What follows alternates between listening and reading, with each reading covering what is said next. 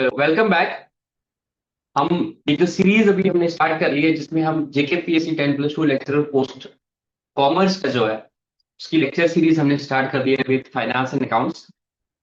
और मैं उसमें अभी अकाउंटेंसी पार्ट करा रहा हूँ और आपके लिए गुड न्यूज ये है कि अभी कॉस्टिंग जो लेक्चर्स है वो ऑलरेडी रिकॉर्डेड तो थे ही, हमने फाइनेंस अकाउंटेशन एग्जाम के लिए थे। बट इस एग्जाम के पॉइंट ऑफ व्यू से भी अलग से हमारी फैकल्टी है सी एस शुभम विजयवर्गीय, उनके लेक्चर्स भी रिकॉर्ड होना स्टार्ट हो गए। वो आपको रिकॉर्डेड लेक्चर्स मिलेंगे और होपफुली टुमारो वो I will upload the first lecture on channel और उसका लिंक जो है आपको ग्रुप में मिल जाएगा। आज हम टॉपिक स्टार्ट करने जा रहे हैं डेप्रिसिएशन। आपके सिलेबस में एक टॉपिक कर गया है डेप्रिसिएशन एंड एमोर्टाइजेशन। आपके सिलेबस में खाली उन्होंने डेप्रिसिएशन लिखा है, पर जब हम करेंगे हम दोनों चीजें करेंगे, डेप्रिसिएशन और उसके साथ साथ हम एमोर्टाइजेशन भी करेंगे। तो क्या आप में से मुझे कोई डेप्रिसिएशन पे कोई रोशनी डालना चाहेगा कि क्या होता है डेप्रिसिएशन और क्या होता है एमोर्टाइजेशन, क्या लॉजिक है, क्या फंडा है और क्या तरीका है, जो भी आपको लगता है अनम्यूट करके बता दीजिएगा, टाइम वेस्ट करने के बजाय। Depreciation means decrease in the value of an asset. Depreciation means decrease in the value of the asset. और कोई साथी? और सर amortization में भी यही होता है, लेकिन उसमें एक ये फर्क, डेप्रिसिएशन जो है टेंजिबल एसेट्स पे लगता है और amortization इंटेंजिबल एसेट्स पे लगता है। ठीक है, कोई और साथी कुछ और ऐड ऑन करना, कुछ भी, जैसे दो साथियों ने दो चीजें ऐड कर दी, मैं इनको लिख लेता हूँ। सर ये तीन है। एक डिप्रिसिएशन में जब टेंजेबल एसेट्स पे लगता है तो वो डिप्रिसिएशन कहते हैं। जब इंटेंजेबल एसेट्स पे लगता है एमोट कहते हैं सर। और सर जब नेचुरल रिसोर्सेज पे लगते हैं उसे डिप्लीशन कहते हैं।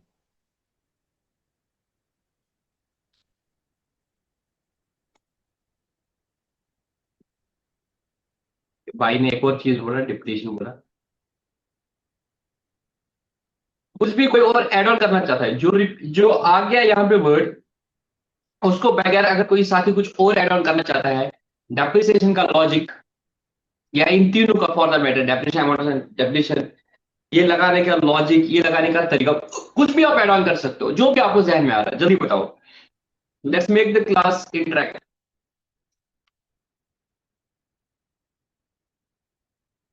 जी, कोई और साथी कुछ और ऐड ऑन करना चाहते हैं? सर ये फिक्स्ड वैल्यू का asset decrease because of the depreciation. हम अगर फिक्स्ड डेप्रिसिएशन की बात करेंगे, ये वो एसेट्स तो का आ गया, वैल्यू जो है डिक्रीज इन वो the value of the asset तो आ गया। मैं कुछ और बोल रहा हूँ, कुछ और आपने ऐड करना है अदर देन जो यहाँ पे वर्ड्स आ गई, डेप्रिसिएशन इंटेंजिबल पर है, एमोर्टाइजेशन इंटेंजिबल पे है, decrease in value of asset है, ये सब चीज है। इसके पीछे कोई मुझे बता सकता है अकाउंटिंग कॉन्सेप्ट क्या है? कौन सा अकाउंटिंग कॉन्सेप्ट बोलता है कि डेप्रिसिएशन कर लो, क्यों डेप्रिसिएशन लगाते हैं, इसके फायदे क्या है, इसके going concern concept. Going concern concept क्या बोलता है? Sir matching concept. इरम ने I guess going concern concept बोला, और मैचिंग किसने बोला? सर मैंने। गुड ने प्लीज। सर अनुराधा। अनुराधा। अभी स्टार्टिंग के डाउट्स अनुराधा आपने बताया, किसी और ने बताए थे? आई गेस कोई और, उनका भी ऐसा ही नाम था, अनुराधा परहैप्स। ठीक है, अनुराधा ने मैचिंग कंसेप्ट बोला, इरम ने गोइंग कंसर्न कॉन्सेप्ट। किसी और का कोई और? अच्छा, डेफिनेशन क्या है? डेफिनेशन मुझे आप में से कोई बता सकता है?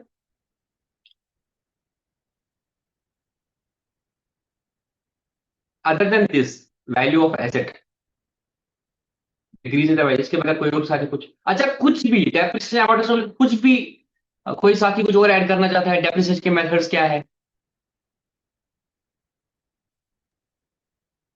The written down value method and straight line SLM. method.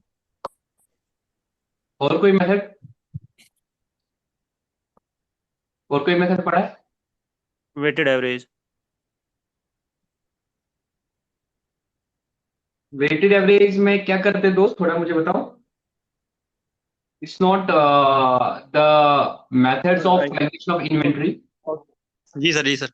Methods of calculation of depreciation. I guess आप इन्वेंटरी के साथ कंफ्यूज कर दिए। जी सर, जी सर। ठीक है, और कोई साथी?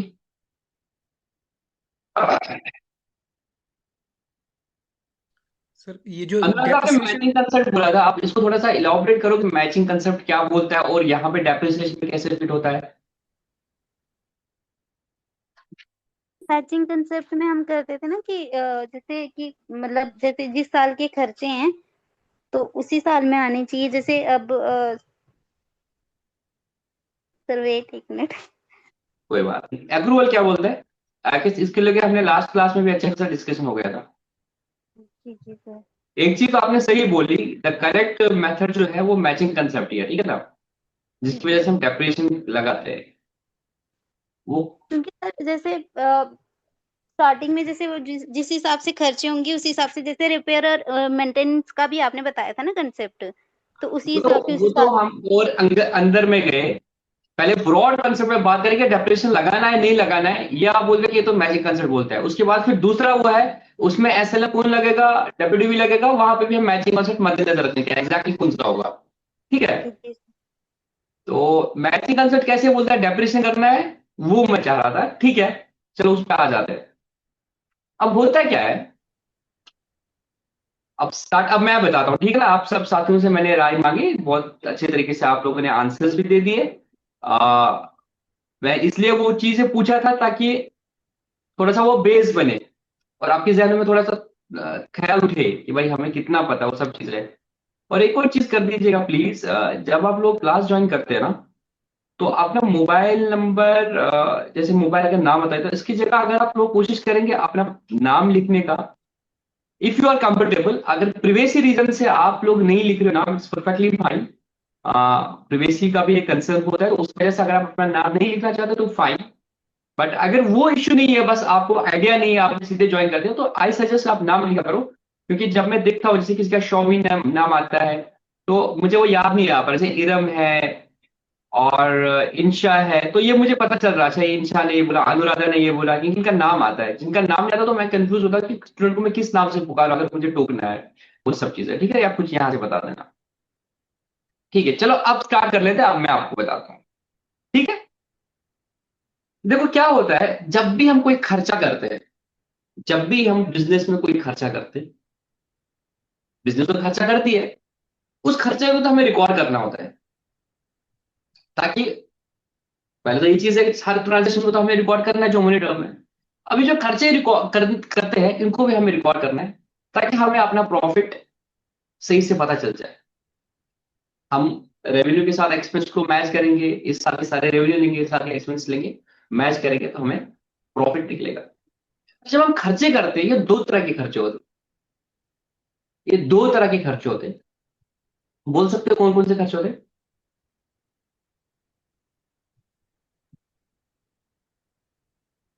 Sir revenue revenue expenditure and capital expenditure. Expenditure. Revenue expenditure है, कैपिटल एक्सपेंडिचर। कैपिटल क्योंकि आप सबने बता दिया तो मुझे लगता है मुझे इस पे टाइम वेस्ट करने की जरूरत नहीं है। रेवेन्यू एक्सपेंडिचर का मतलब क्या होता है?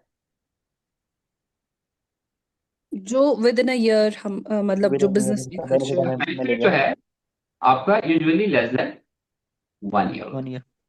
Example, example salaries, like commission, rent we have to pay. Right, ये सब खर्चे आपके रेवेन्यू एक्सपेंडिचर होते हैं। एक एम्प्लॉय ने आपका 1 महीने का काम किया तो आपको उसको उसकी सैलरी देनी है, 2 महीने का दिया देनी पड़ेगी, तो ये रेवेन्यू एक्सपेंडिचर है। रेंट है आपका दुकान का, जितने टाइम के लिए यूज करोगे उतने टाइम के लिए आपको एक्सपेंडिचर खर्चा पे करना पड़ेगा। तो रेंट 1 महीने का, 2 महीने का, ये सब रेवेन्यू एक्सपेंस है। तो ये सब हम क्या बोलते हैं कि ये सीधे मैं एक्सपेंस बुक करता हूँ पीएनएल में, ठीक है। तो मैं एंट्री करता हूँ, salary account debit 10,000 to cash 10,000, ठीक है। अगर मैं फरवरी में बिजनेस स्टार्ट किया हो तो फरवरी की सैलरी मैंने दे दी, तो मैं एंट्री करूंगा salary account debit to cash. March की सैलरी अगर मैंने अभी तक नहीं दी है, तो मैं एंट्री करूंगा salary account debit 10,000 to salary outstanding 10,000, ठीक है। तो फरवरी और मार्च दोनों का सैलरी मैंने डाल दिया खर्चा, और पीएनएल में फिर प्रॉफिट एंड लॉस में एंट्री करूंगा profit and loss account debit 20,000 to salary. तो मैं इस साल के खर्चा पीएनएल में सैलरी के नाम से 20,000 माना। Make sense? Yes sir. वाले रेवेन्यू एक्सपेंडिचर। बट क्या हो गया, इसमें फरवरी में बिजनेस स्टार्ट किया था या कभी भी बिजनेस स्टार्ट किया था, और हमने क्या किया था, एक कार ले ली जिसकी value 5 lakh.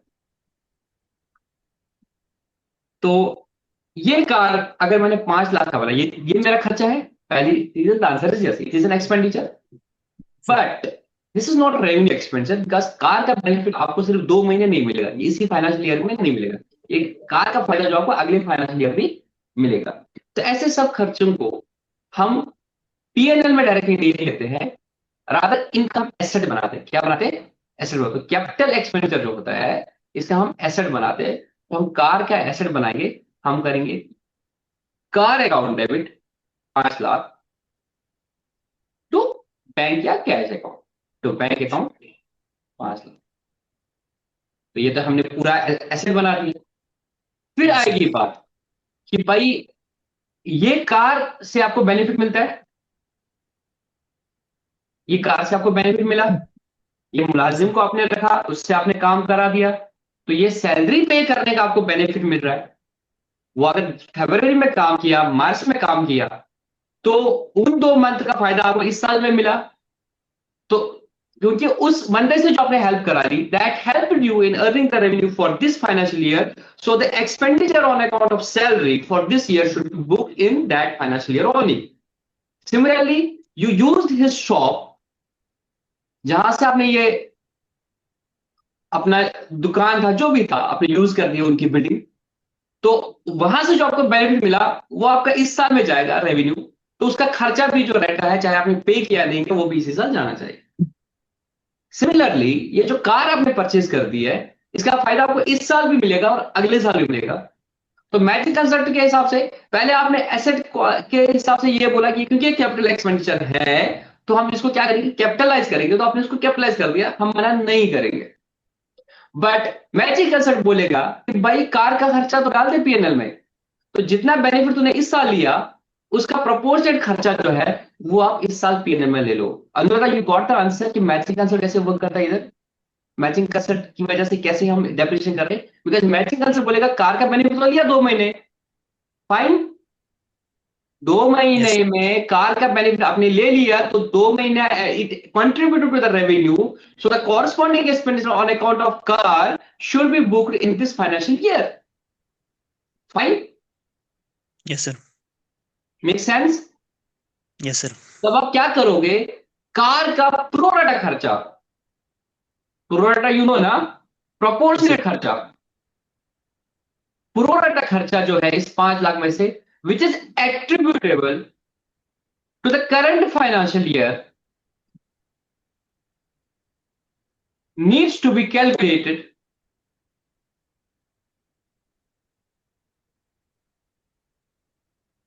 and booked as expense, or we can say revenue expense of current financial year. ठीक है? Yes sir. And method of allocating the expenditure is called as depreciation. उस प्रोराटा एक्सपेंडिचर को इस साल के पीएनएल में लेना, उसको कैलकुलेट करके वो खर्चे का जो अमाउंट डालेंगे, एक्सपेंस डालेंगे, उस एक्सपेंडिचर का नाम हम देते हैं डेप्रिसिएशन एक्सपेंस। ठीक है? तो ये पहला चीज आपको समझ आया कि ये डेप्रिसिएशन का फंडा मैचिंग कंसेप्ट कैसे बोलता है, हाउ डज इट वर्क। दूसरी चीज जो आपको पता होनी चाहिए डेप्रिसिएशन के बारे में, बहुत सारी चीजें पढ़ेंगे बट अभी मैं बेस बना रहा हूं, it is a non cash expense. Non cash expense, तो कोई इसको थोड़ा सा इलॉबरेट कर सकता है? एंड मैं इसको थोड़ा और करता हूं क्योंकि कभी कभी क्वेश्चन डायरेक्टली आता है, it's a non cash operating expense, because operations में आपका एसेट यूज हो गया तो it contributes the operating revenue, तो इसका खर्चा भी जो है वो ऑपरेटिंग एक्सपेंस जाएगा, नॉन ऑपरेटिंग एक्सपेंस है। बिजनेस है तभी कार की जरूरत है, तो कार पे खर्चा बिजनेस के लिए है, बिजनेस नहीं होता तो कार की जरूरत नहीं होती, it is for the operation point of view, that's why it's an operating expense. But another thing, it is a non cash expense. तो कोई साथी मुझे बोल सकता है how this is a non cash expense. अगर मैं अब उस 5 लाख में से बोलूंगा कि इस एसेट की लाइफ सपोज 10 साल है, तो हर साल 50,000 हो जाएगा सपोज, और 2 महीने यूज किया तो 2 महीने का खर्चा सपोज 4,000 हो जाएगा, जस्ट एग्जाम्पल 8,000 हो जाएगा, तो मैं 8,000 की एंट्री करूंगा डेप्रिसिएशन एक्सपेंस। मैं एंट्री करूंगा depreciation expense account debit 8,000 to car account. Suppose car की वैल्यू 8,000 से कम करो, ये मैंने डेप्रिसिएशन की एंट्री कर दी, फॉर द टाइमिंग एंट्री कर दी। तो मैंने बोला ये नॉन कैश एक्सपेंस, इसका मतलब क्या है? सर इसका मतलब कि एक्चुअल में कैश आउटफ्लो नहीं होता है, कैश मतलब आउटफ्लो एक्चुअली किसको कैश पेमेंट नहीं नहीं करते निकल हैं रहा, फिर? हो रहा है वैल्यू डिप्लीट हो रहा है, या ड्यू टू द मतलब ऑप्शन इसकी लाइफ टाइम पे, अगर मैं लेकिन ये एक्चुअल में मानूंगा कैश। कि मेरा ग्रॉस प्रॉफिट सारा कैश 50,000 में था, तो यहाँ पे मैंने डेप्रिसिएशन की एंट्री डाल दी है 8,000 की, और नेट प्रॉफिट मैंने आया 42,000। तो किसी को ये ना लगे कि आपका कैश प्रॉफिट 42,000 है, कैश तो आपने इससे ज्यादा कमाया। ये जो 8,000 का खर्चा है, इससे आपको पैसा नहीं गया है। क्यों? जो पैसा गया वो पहले ही वो 5 लाख रुपया कैश गया है, वो 5 लाख का खर्चा यहाँ ही हो गया कैश। यहाँ पे जो 8,000 की एंट्री होगी, इससे आपका कैश आउटफ्लो नहीं हो गया। ठीक है यहाँ तक? Yes sir. यहाँ तक ठीक है? Yes sir. Yes sir. अब देखो, कंपनीज एक्ट में मैंने आपको बताया there are different schedule. Schedule 3 जो है वो कंपनी के फाइनेंशियल स्टेटमेंट का फॉर्मेट बोलता है और कैसे करना है, फाइनेंशियल कैसे करना है। Schedule 2 of the companies act deals with the depreciation rates, उसमें वो डेप्रिसिएशन की डेफिनेशन बताता है। If you are able to read it, ये रीड कर लो तो क्या लिखा है। Depreciation is the systematic allocation of depreciable of amount of an asset over its useful life। तो क्या है डेप्रिसिएशन? डेप्रिसिएशन क्या है? It is a systematic allocation of depreciable amount of an asset over its useful life. its useful like mike आईने में, मगर मेरे phone के साथ उसका दिक्कत है, वो वन प्लस के साथ कनेक्ट ही नहीं हो रहा है। अभी देख लेता हूँ, एक्सप्लोर द ऑप्शंस। बट अगर उतना भी बुरा नहीं आ रहा होगा मेरा वॉइस कि आप लोग बिल्कुल भी नहीं सुन पा रहे हो, नहीं सर क्लियर है। तो सर कोई अच्छे से साथी सुन पा मुझे रहे हैं बता सर। सकता है ये जो हमने बोला सिस्टमेटिक एलोकेशन, इसका मतलब क्या है? सिस्टमेटिक एलोकेशन का मतलब क्या है? जैसे हम सिस्टमेटिक का इनको मतलब शेयर्स में डिवाइड कर देते हैं ना। हाँ? एक प्रॉपर प्रोसीजर ऑर्डरली फॉलो करते एलोकेशन। हैं, सिस्टमैटिक मतलब सिस्टमैटिक वे में we are following a proper procedure to example मुझे एलोकेट। तो सिस्टमेटिक मेथड क्या मतलब क्या है? मतलब ये जो लिखा है सिस्टमेटिक एलोकेशन करना है of depreciable amount. Depreciable amount मतलब क्या है? ऑफ एन एसेट, एक एसेट हर का साल डेप्रिशिएबल अमाउंट। हर साल जितना हम एसेट यूज कर रहे हैं, मतलब उसका जो अमाउंट हम एसेट यूज की कर एक रहे कॉस्ट होती है, हैं, वो हम जो यूज कर रहे हैं उतना ही हम एसेट वहां की से एक उसका कॉस्ट वो होती है। वैल्यू जैसे मैंने कार का एग्जांपल बोला, मेरी कार की कॉस्ट है 5 लाख रुपया, ठीक है। There is this another concept that's called scrap value, that's called scrap value. Scrap value. Suppose इसकी स्क्रैप वैल्यू है just assuming 1 lakh. Scrap value पता है क्या होता है? सर जब हम लास्ट में एंड में ये इसको बेचेंगे तो उसमें उसका जो वैल्यू आ जाता है बेचते पे, जब तो इसको वो लास्ट स्क्रैप में वैल्यू। स्क्रैप में बेचेंगे एटलीस्ट, तो तब इसकी वैल्यू कितनी होगी? 1 लाख है।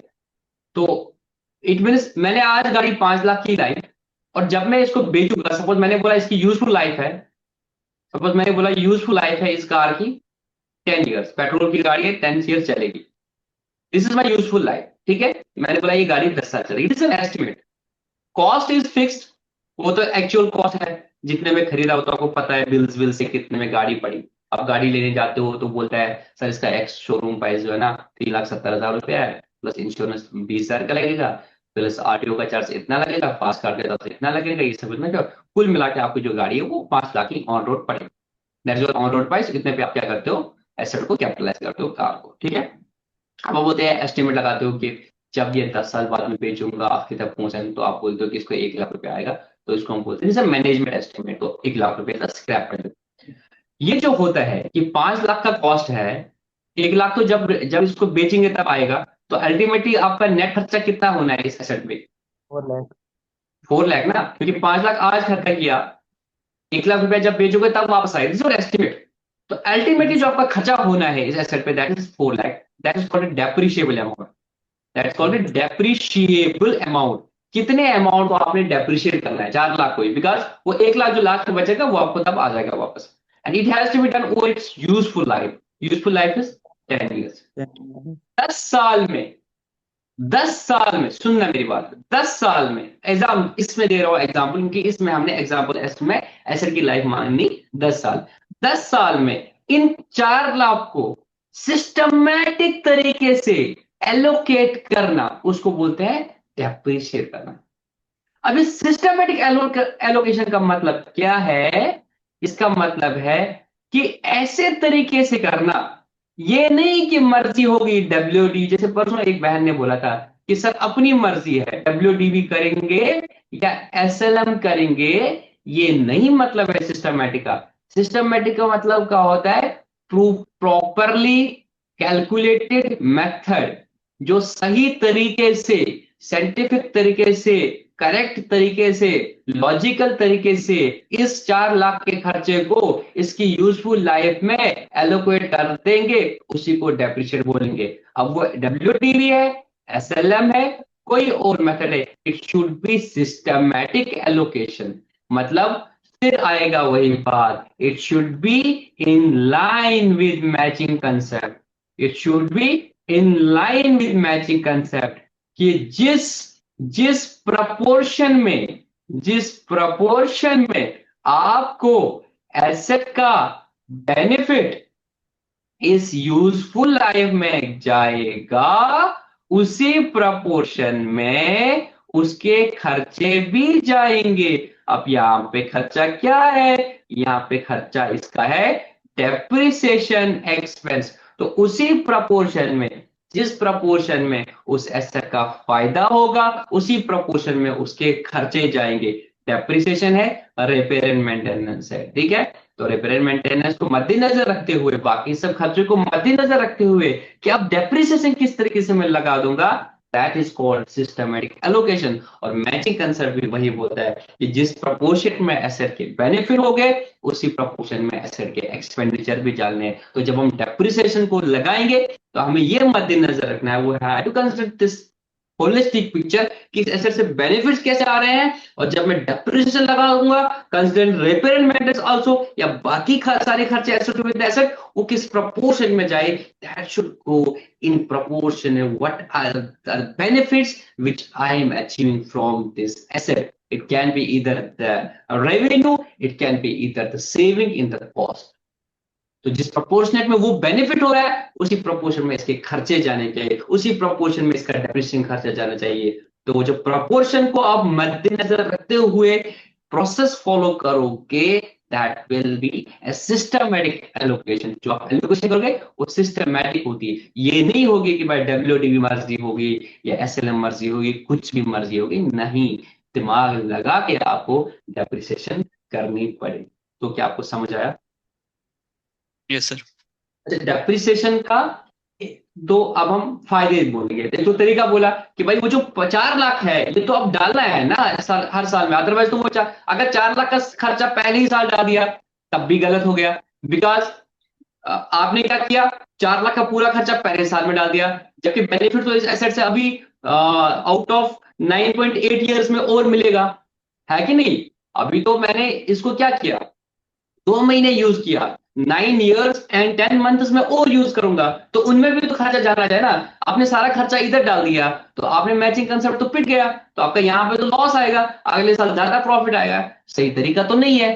तो एक बेनिफिट ऑफ डेप्रिसिएशन इज कि आपका जो ट्रू एंड फेयर व्यू हम बोलते हैं कि फाइनेंशियल स्टेटमेंट से पता चल जाए, आपकी फाइनेंशियल परफॉर्मेंस सही से पता चल जाए। अगर आप डेप्रिसिएशन को नहीं लगाओगे, गलत लगाओगे, तो वो ट्रू एंड फेयर व्यू नहीं आएगा। दूसरी चीज, दूसरा बेनिफिट क्या है, इससे आपको ट्रू फाइनेंशियल पोजीशन पता चलती है। अगर ये गाड़ी 5 लाख की थी, 4 लाख आपको इसका डेप्रिशिएट करना है, और आप बोलोगे पूरा साल यूज कर दिया, तो इस साल का खर्चा तो 10,000 40,000 कम होना चाहिए ना एसेट से। अब आपको एसेट तो 3,60,000 के दिखाने, बिकॉज इसकी वैल्यू भी जो है वो मार्केट से क्या होगा, कंपेरेटिवली कम होगी। अगर तब ये 4-5 लाख की थी, अब ये 5 लाख की नहीं रहेगी, अब ये 4,60,000। वो ऊपर नीचे हो सकता है कुछ, वो इंपेयरमेंट टेस्टिंग अलग से करेंगे, पर यहाँ पे क्योंकि डेप्रिसिएशन एलोकेशन करते हैं मैचिंग आंसर के हिसाब से, तो ये it doesn't truly reflect the exact figure. अगर आप उस हिसाब से बोलते हैं, जैसे एक साथी ने स्टार्टिंग बोला sir depreciation is the decrease in the value, I agree with you कि एसेट का वैल्यू डिक्रीज होता है तो हमें एसेट को डेप्रिशिएट करना पड़ेगा। बट मैं अगेन बोल रहा हूँ, we have to keep the matching concept in the consideration. Matching concept बोलता है जिस प्रपोर्शन में बेनिफिट उसी प्रपोर्शन में होना चाहिए। हमें भी पता, आपको भी पता, मुझे भी पता कि गाड़ी जो ही शोरूम से ले ली, पहले साल की 20% वैल्यू गिरती है, तो पहले साल का 20% डेप्रिशिएशन करेंगे, द आंसर इज नो। उसके लिए आपको इंपेयरमेंट अलग से करने तो कर लो, बट आपको एसेट की वैल्यू अगर 20% से कम हो रही तो सीधे 20%, फिर क्या बोलते हैं डेप्रिसिएशन को। तो एक काम करो, आपने गाड़ी लाई, हर महीने हर साल के एंड में 31 मार्च को सिपिंग पे गाड़ी डाल दो, देखो कितना पैसा आ रहा है, उतने पे कर लो। नहीं, हम एसेट को उसके रियलाइजेबल वैल्यू पे नहीं दिखाते। ये हमने पढ़ा था ना दोस्त, गोइंग एरा, आपका जो पॉइंट था गोइंग कंसर्न कंसेप्ट ये नहीं बोलता है एसेट को रियलाइज वैल्यू। और अगर डेप्रिसिएशन का मतलब यही होता है कि डिक्रीज इन वैल्यू हो गया, तो फिर हमें एग्जैक्ट डिक्रीज इन वैल्यू होता है एसेट निकालना पड़ेगा। फिर आते कि इसकी फेयर वैल्यूएशन करो, देखो स्पिन ओएलएक्स में कितना पैसा मिल रहा है आपको, उतने पे दिखा दो। नहीं, ऐसा नहीं है। तो depreciation is what, it's not the decrease, though it results to that thing कि ये एसेट की वैल्यू कम होती है तो हमें उसको डेप्रिशिएट करना पड़ेगा, make sense, but it's not exactly in that proportion ना। वो इंटेंशन है, द इंटेंशन इज वो जो 4 लाख का खर्चा है वो मेरे को पीएनएल में जाना चाहिए in a systematic manner. And now नहीं यहाँ हैव पे ऑप्शंस, इधर आप उसको एसेट की कॉस्ट से लेस करो, या अलग से आप डेप्रिसिएशन प्रोविजन कर लो और एसेट को ग्रॉस वैल्यू पे दिखा दो। जैसे हम कंपनीज में क्या करते हैं, हम एसेट को डेप्रिसिएशन को एसेट से लेस नहीं करते, एसेट को ग्रॉस अमाउंट पे दिखाते हैं, प्रोविजन फॉर डेप्रिसिएशन करते हैं, जो मैं आगे बता दूंगा, और बैलेंस शीट में ऐसे नेट फिगर दिखाते हैं कि एसेट की ग्रॉस कॉस्ट इतनी है, लेस इसका प्रोविजन इतना है, तो नेट डब्ल्यूडीवी इस एसेट की इतनी है। बट आपको हिस्टोरिकल कॉस्ट ग्रॉस ब्लॉक भी दिखता है, एक्यूमुलेटेड डेप्रिसिएशन दिखता है, और करंट बुक वैल्यू भी दिखती है बैलेंस शीट में। किसी साथी ने कुछ बोलना था और मैंने उसमें बोलने का मौका नहीं दिया, आप बता सकते हैं। सर मेरा ये क्वेश्चन है, जो जब सपोज कोई एसेट होता है, ये जो डेप्रिशिएबल अमाउंट होता है ना, ये हर किसी का हमें मतलब स्टार्टिंग में ही पता होता है, मतलब लाइफ टाइम पे इसका इतना डेप्रिशिएबल अमाउंट हमें होगा। नहीं पता होता है, हमें नहीं पता होता है उसमें। तभी मैंने आपको बोला कि ये जो डेप्रिसिएशन निकालना है ये एस्टिमेट है। जैसे मैंने कॉस्ट तो मुझे पता है, मेरे लिए स्क्रैप वैल्यू कितना होगा ये मैं एस्टिमेट कर रहा हूँ। मैं आज बोल रहा हूँ कि इसकी स्क्रैप वैल्यू 1 लाख होगी, तो 10 साल बाद क्या ये गारंटी है कि इसकी स्क्रैप वैल्यू 1 लाख होगी? भाई इट मीन एग्जैक्टली हमें नहीं पता होता है, हमें मतलब कि एग्जैक्टली इतना ही, नहीं पता होता है। This because we are is not knowing the future situation, मतलब this is the उस टाइम पे this is कुछ भी based हो on सकता है this मतलब। yes, this is based on best judgment, and in fact useful life is also based on best judgment। मैं ये बोलता हूँ आज के डेट में यार एसेट 10 साल चलेगी, हो सकता है मैंने गाड़ी अच्छे से मेंटेन कर ली, वो 10 साल के बाद वो 3 साल चलेगी। अच्छा, तो मतलब ये हम इसलिए करते हैं तभी ताकि हम सिस्टमैटिकली yes, मतलब जो ये एक्सपेंस है इसको एलोकेट कर सके, on that's the why we estimate the on the value. on the balance sheet date we there is this concept of accounting estimate। क्या बोलते हैं? accounting estimate। तो हम क्या करते हैं, एस्टिमेट बहुत सारी चीजें हम अकाउंटिंग में एस्टिमेट के बेसिस पे करते हैं। तो उसमें ये चीज भी आती है, डेप्रिसिएशन भी आता है कि भाई हमारे हिसाब से यूजफुल लाइफ कितनी होगी, हमारे हिसाब से स्क्रैप वैल्यू कितनी होगी, ये हम हर साल चेंज करते हैं। आज की डेट में मैंने 31 मार्च में बोला कि मेरा स्क्रैप वैल्यू 1 लाख रहेगा, मेरी यूजफुल लाइफ 10 होगी, तो मैं ऐसे करूंगा। सपोज 2 साल 3 साल बाद मुझे पता चल रहा है कि यार अब इस गाड़ी को तो 1 लाख तो नहीं आएगा, इसमें 50,000 रुपये आएंगे। तब मैं क्या करूंगा, मैं बोलूंगा कि हिस्टोरिकल कॉस्ट मेरा इतना था, ठीक है, अब मैं बोलूंगा मेरा अभी डेप्रिशिएबल अमाउंट जो इतना बचा है, मतलब जो कॉस्ट था जो मैंने अभी तक डेप्रिशिएट किया, मैं डिटेल में उसको बता दूंगा, माइनस जो रिवाइज स्क्रैप वैल्यू होगी, और डिवाइड बाय क्या करूंगा, यूजफुल लाइफ कितना करूंगा। अब मैं बोलूंगा कि यार 10 साल नहीं या 8 साल ही चलेगा, तो 5 साल गुजर गए, अब 3 साल बचे मेरे, मैंने बोला 10 साल तक चलेगी, फिर 5 साल बाद लग रहा है कि नहीं यार तो 3 साल और चलेगी, तो अब मैं क्या करूंगा, 5वें साल के बाद जब 6th ईयर आएगा उसमें जो डेप्रिशिएशन निकाल दूंगा वो कैसा होगा, अब जितना भी अभी डेप्रिशिएबल अमाउंट बचा हुआ है डिवाइड बाय 3 ईयर्स, उसका डेप्रिसिएशन ज्यादा आएगा, कोई दिक्कत नहीं। उसमें हम नहीं बोलेंगे कि पिछले सालों में गलती होगी तो ठीक करेंगे। It is because on that very particular day मैं ये बोलता हूं कि भाई मेरे बेस्ट जजमेंट के हिसाब से क्या था। It's not an error, it's not a mistake, it's Okay, an okay. It accounting. changes. Sir, it changes.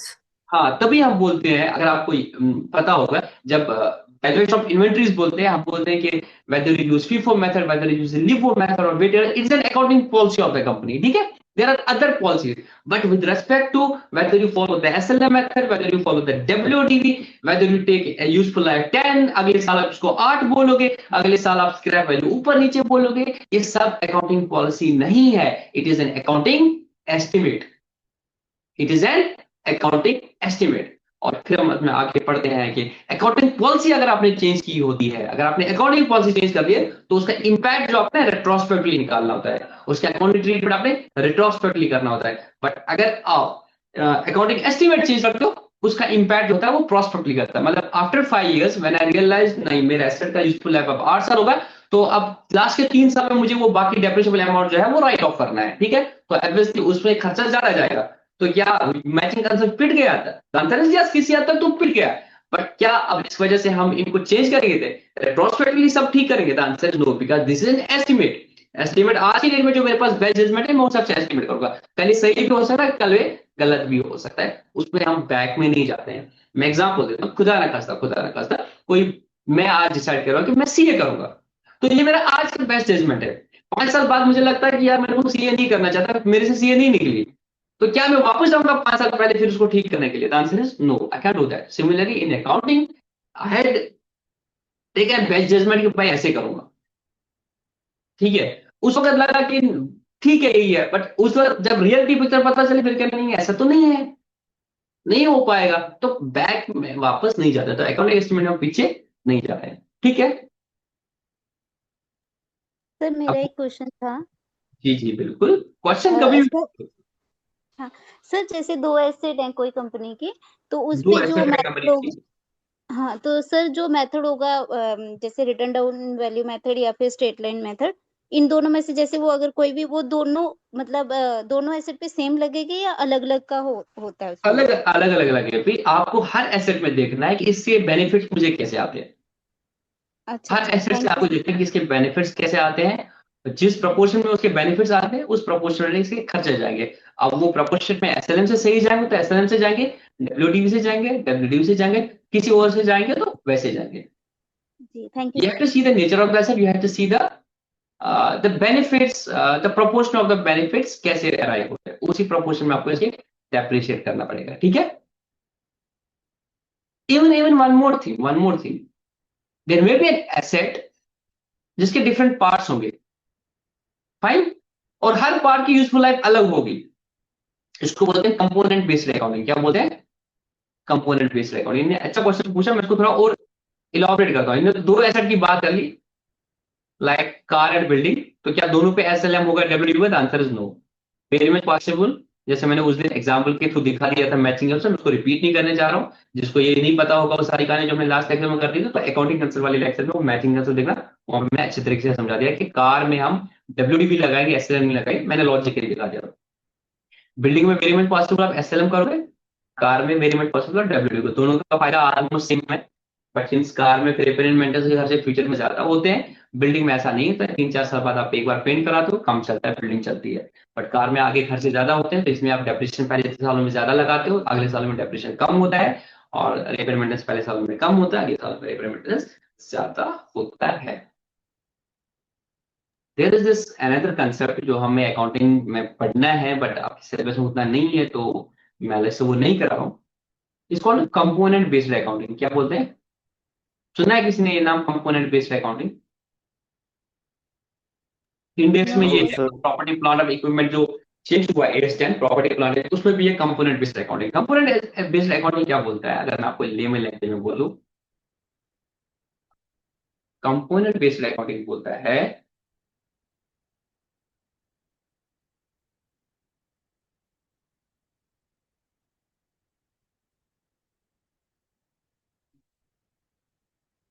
Component based accounting क्या बोलता है, अगर आपको एक एसेट है, इसके डिफरेंट कंपोनेंट्स है और उनकी यूजफुल लाइफ डिफरेंट है, तो हर कंपोनेंट को आप अलग से कैपिटलाइज करोगे और हर कंपोनेंट को आप डेप्रिशिएट भी अलग से करोगे। मैं टिपिकल एग्जांपल देता हूं।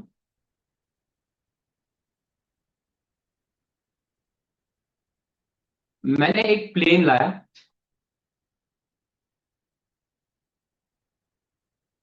एक एयरलाइन है, उन्होंने एक प्लेन लाया, पूरे प्लेन की कॉस्ट जो है वो 100 करोड़ है। कितना है? 100 करोड़ है। 100 करोड़। इसमें इसके इंजन है और इसकी बॉडी है। मैं दो ही कंपोनेंट बना रहा हूं। जो इसकी इंजन है ना, उनकी लाइफ है 20 ईयर्स। क्या है?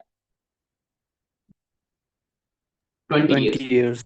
और जो इसकी बॉडी है बाहर से, इसकी ये लाइफ है 10 ईयर।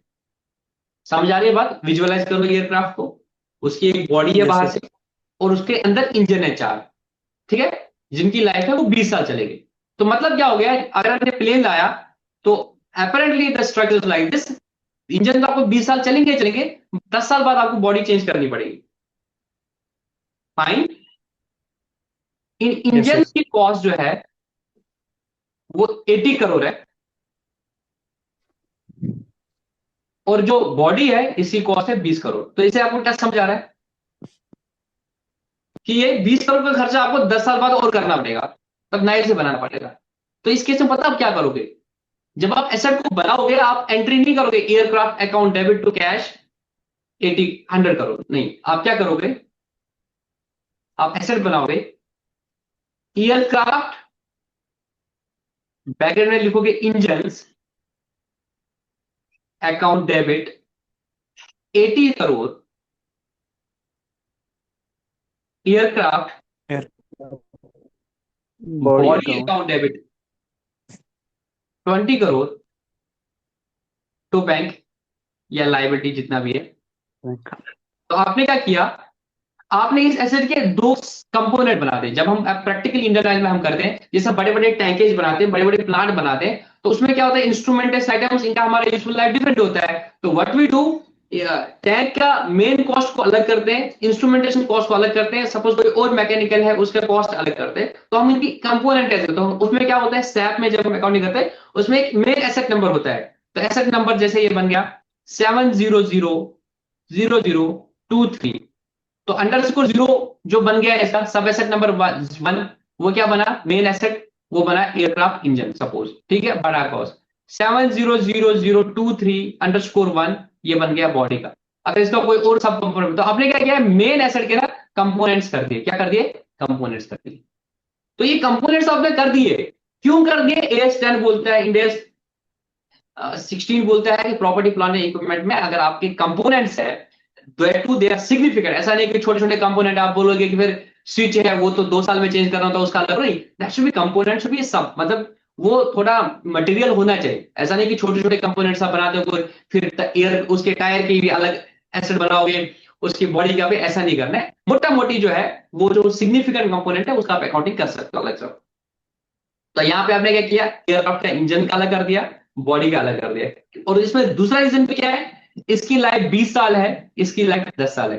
तो इसको आपने, इंजन को आप कितने साल में एलोकेट करोगे, डेप्रिशिएट करोगे 20 ईयर्स में, और इसको डेप्रिशिएट कितने करोगे 10 ईयर्स। तो इसका डेप्रिशिएशन जाएगा 80 डिवाइड बाई 20, ठीक है, और इसका जाएगा 20 डिवाइड बाई 10 दैट इज 2, और यहाँ पे जाएगा 4 CR। तो यहाँ पे आपको 4 CR का खर्चा जाएगा इंजन के नाम से, और इसका आपका खर्चा जाएगा 2 ईयर्स। जस्ट मैं एग्जांपल दे रहा हूँ, ठीक है, मेक सेंस। तो अगेन बात आ रही है वही सिस्टमेटिक एलोकेशन की बात आ रही है, बात आ रही है मैचिंग कंसेप्ट की बात आ रही है कि भाई ये तो आपको 10 साल में चेंज करना है, तो ये खर्चा 10 साल में ही जाना चाहिए P&L। इसका बेनिफिट आपको 10 साल ही मिलता है बॉडी का, तो ये 10 साल ही जाना चाहिए। इसका बेनिफिट आपको 20 साल मिलता है तो 20 साल। This is called component based accounting और पैरेलली कंपोनेंट बेस्ड डेप्रिसिएशन, ठीक है। तो ये अनुराधा ने कोई क्वेश्चन पूछा था कि अगर 2 एसेट्स होने, मैंने बोला 2 एसेट क्या, अगर एक एसेट में भी डिफरेंट यूजफुल लाइफ है तो दोनों का डेप्रिसिएशन अलग से जाएगा, ठीक है। अब आई गेस आपको ये दिख रहा है स्क्रीन, तो इन्हें बेनिफिट्स ऑफ प्रोवाइडिंग डेप्रिसिएशन बोला है। आई गेस कंसेप्ट आपको मोटा मोटी समझ आ गया है ना। Yes yes sir. सर। जी सर। वैल्यू एडिशन हो रही है कि नहीं हो रही? Yes sir. बच्चों ख्यामुद, यस सर। जी सर। मैंने नहीं किया अभी डिनर, मैंने सब लोगों को बोला डिनर करना और खुद मेरा डिले हो गया। Objectives of providing depreciation to ascertain true result of operation, ये आपको समझ आया, मैंने लॉजिकली एग्जांपल दिया है। भाई अगर आप डेप्रिसिएशन नहीं करोगे और पूरा पीएनएल में वो पूरा खर्चा डालोगे एसेट का, तो वो भी गलत है। और कोई डेप्रिसिएशन नहीं डालोगे, बोले 5 लाख का एसेट डाला, कैपिटल एक्सपेंडिचर है, इसको डेप्रिशिएट ही नहीं करेंगे, वो भी गलत है। अब भाई उस 5 लाख के खर्चों क्या 10th ईयर में डालोगे, वो भी गलत है। तो true result of the operation पता चलेगा आपको, true and fair of the financial position, वो एसेट कितने की अभी है लगभग एटलीस्ट, तो फेयर आइडिया उसका भी पता चल जाएगा। और तीसरा चीज, to accumulate funds for the replacement of assets. तो हालांकि ये पूरा 100% डेप्रिसिएशन से अचीव नहीं होता है, बट थोड़ा सा अचीव होता है। To accumulate funds for the replacement of assets to ascertain true cost of production. अच्छा तीसरे पे आता हूं, टू एक्यूमुलेट फंड्स फॉर, देखो ये कुछ चीजें हैं टू बी ऑनेस्ट, ये एग्जामिनेशन पॉइंट ऑफ व्यू से रिलेवेंट नहीं है, बट मैंने पहले भी लेक्चर्स में बोला, मैं आज भी रिपीट कर रहा हूं, मैं पूरा एग्जामिनेशन फोकस्ड नहीं रहना चाहता हूं। मैं ये नहीं चाहता हूं कि बस आपका जिंदगी यही चीज है कि अभी मैं चाहता हूं कि आप सबकी सिलेक्शन हो जाए कॉमर्स में, बट इट्स नॉट लाइक हम इतना सोचे कि मेरा सिलेक्शन हो जाए। मैं ये देता हूं कल को आपको बच्चों को पढ़ाना है, चाहे वो 11th 12th को पढ़ाना है, या अल्लाह ताला आपको असिस्टेंट प्रोफेसर बना दे, प्रोफेसर बना दे, लेक्चरर ही क्यों, वहां पे आपको कॉलेज में बच्चों को पढ़ाना है। मैं चाहता हूं कि अगर मेरे पास कुछ नॉलेज है, मैं वो भी आपको दे दूं।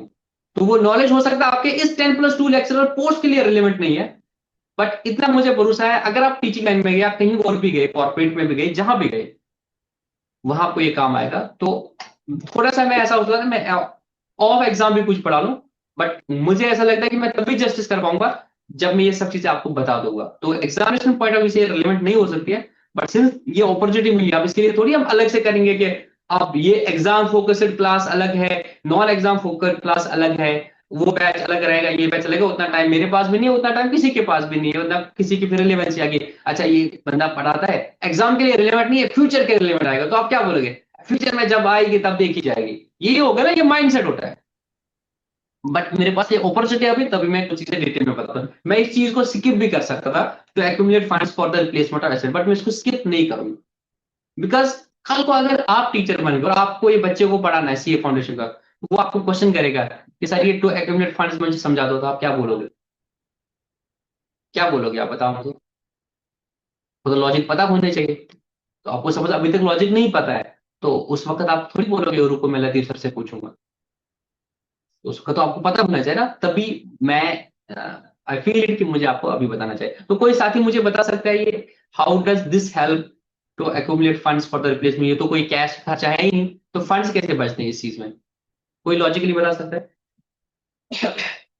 डेप्रिसिएशन से फंड्स कैसे बचते हैं, आपने एंट्री क्या कर दी डेप्रिसिएशन की,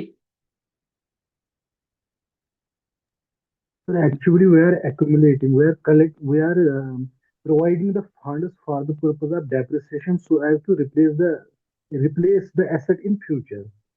okay, can you give me an example of how we are able to save the funds, you are saying that we are saving the funds for future में, मतलब यार मैं इसको ऐसे बताता हूँ अपनी टर्मिनोलॉजी में, जो कश्मीरी बच्चे हैं वो समझ पाएंगे। एक ऑटो वाला ऑटो लाता है, ठीक है, ऑटो वाला ऑटो लाता है, ऑटो आया उसका 2 लाख का, और फिर क्या होता है डे एंड पे उसने कमाए 500 रुपया, या फॉर दैट मैटर 1000 रुपया कमाया, या 500 रुपया कमाया आज, वो बोलता है मैं कम 5 तरह पे उठता है, तुझी खेना आता है जैसा तुझी खेन दोनों तन से खावा, तो 200 की वो बारबेक्यू खाता है और बोलता है 300 घर वालों को खर्चा लगेगा। ये उसका माइंडसेट होता है, मैं कम हो लेता, बट होता क्या है उसको ये चीज उन लोग के पर्टिकुलर रियलाइज नहीं हो रहा है कि भाई ये ऑटो तो मेरा 3 साल या 5 साल बाद तो खत्म हो जाएगा, तो I need to save money ना, भाई 5 साल बाद मैं इस एसेट को दोबारा खरीद पाऊं। You are getting my point. वो इस चीज को रियलाइज नहीं करता, बोलता है 500 कमा लिया, 300 घर वालों के लिए, 200 रुपया हम 5 तुझे, तो उसको ये रियलाइज नहीं हो रहा है कि भाई ये एसेट तो मेरा खत्म हो जाएगा 5 साल बाद, तब तो मुझे और पैसे चाहिए ना 2 लाख, तो इसके लिए मुझे हर दिन तो थोड़ा पैसा निकालना तो पड़ेगा और कहीं जमा तो करना पड़ेगा।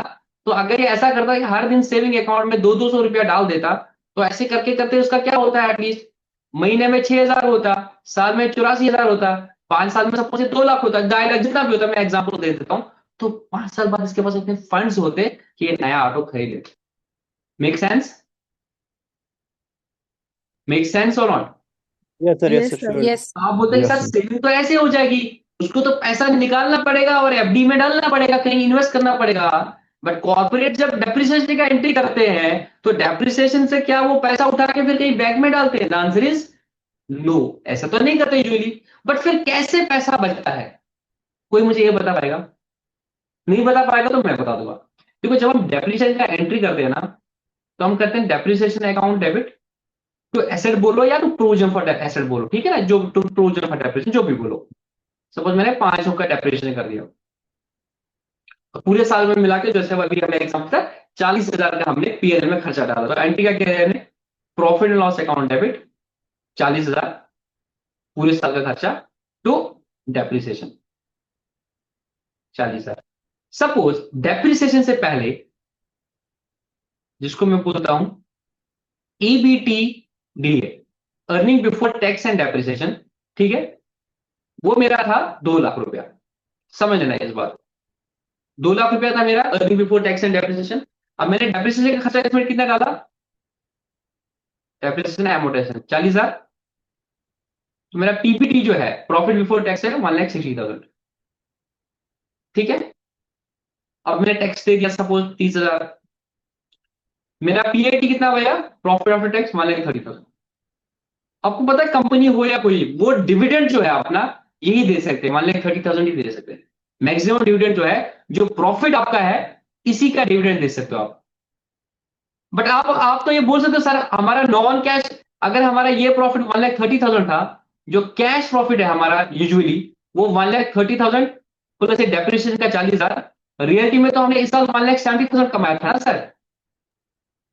सर रियलिटी में तो हमने 1,70,000 कमाया था, वो तो 40,000 के हमने नोशनल एंट्री डाल दी डेप्रिसिएशन की, इससे कैश थोड़ी गया हुआ। तो कैश में हमने 1,70,000 कमाया, बट हम शेयर होल्डर को बोल रहे हैं कि हमने नेट में 1,30,000 कमाया, जबकि हमने रियलिटी में 170 कमाया। जब हमने अगर डिविडेंड सारा का सारा भी देंगे वो 130 दे देंगे, ये 40,000 तो बिजनेस में ही रहा ना। तो ये तो 40,000 क्या हुआ? जब आपने डेप्रिसिएशन कर दिया, इतना पैसा आपने बिजनेस में ब्लॉक किया, ये पैसा वापस नहीं जाएगा, शेयर होल्डर के पास नहीं जाएगा, मालिक इसको घर नहीं ले पाएगा, because it's in the form of profit. तो आपने इसको प्रॉफिट को कम कर दिया, डिस्ट्रीब्यूटेबल प्रॉफिट को आपने कम किया, तो डिविडेंड आप प्रॉफिट से देते हो, तो डिस्ट्रीब्यूटेबल प्रॉफिट आपने जब कम कर दिया तो कॉरस्पॉन्डिंग क्या हो गया? वो पैसा बिजनेस में रहा, हो सकता है आप स्टॉक में रहे, हो सकता है डेटर में रहे, हो सकता है कैश में रहे, और वो बिजनेस में ही रहेगा, तो आपके एसेट्स में ही पैसा रहेगा। वो तुझे तुझे ही क्यों आखिर की बाकी चीजें क्यों आखिर की, वो बिजनेस में ही रहेगा पैसा। तो बिजनेस में आज पैसा है एक फॉर्म पे, जिस दिन जरूरत पड़ेगी दूसरा फॉर्म कन्वर्ट हो जाएगा, बट पैसा बिजनेस में ही रहेगा through this. And when you are able to do it, we can say this is how the depreciation helps us to accumulate the funds for replacement of assets in the future. समझ आया? Yes, sir. Yes, sir. ठीक है, logic समझ आया। अब last में था to ascertain the true cost of production। Cost of production का मतलब क्या होता है?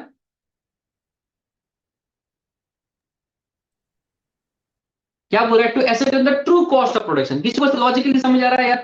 डेप्रिसिएशन का प्रोडक्शन की कॉस्ट से क्या लेना देना? जल्दी जल्दी जल्दी जल्दी बताओ।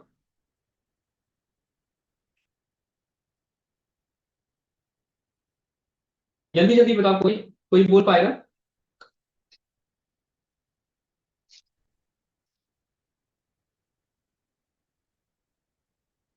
सॉरी, मैंने आपकी इजाजत के बगैर खा लिया, मुझे भूख लगी है थोड़ी सी। कोई बता पाएगा कॉस्ट ऑफ प्रोडक्शन का मतलब क्या होता है?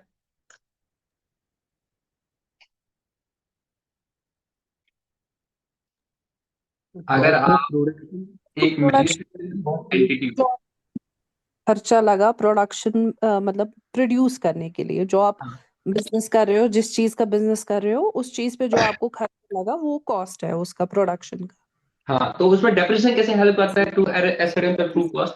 इन्वॉल्वमेंट एज पर मी, मुझे नहीं पता मैं ठीक हूँ कि नहीं, क्योंकि हम assets वगैरह यूज करते हैं ओब्वियसली जब हम प्रोडक्शन करते हैं, हर किसी there are the number of assets that we used in a business. Yes yes, बिल्कुल सही डायरेक्शन में जा रहे हो। तो उस हिसाब से ओब्वियसली जब हम प्रोडक्शन कर रहे हैं या किसी चीज की मैन्युफैक्चरिंग कर रहे हैं, जब एसेट्स का यूज होता है तो ये उस चीज में हमें हेल्प करता है टू एस्certain, मतलब कि कितना कॉस्ट होगा, बिकॉज डेप्रिसिएशन ऑटोमेटिकली उसमें इन्वॉल्व होगा, है बिल्कुल कि नहीं? मैं एग्जांपल देता हूँ IOCL की, ठीक है। हम क्या करते हैं, हम क्रूड लाते हैं, उसको रिफाइन करते हैं, पेट्रोल बनाते हैं, ठीक है। जी। मैंने 100 लीटर का क्रूड लाया, टिपिकल एग्जांपल देता हूँ, 100 लीटर का क्रूड लाया, ये मुझे पड़ा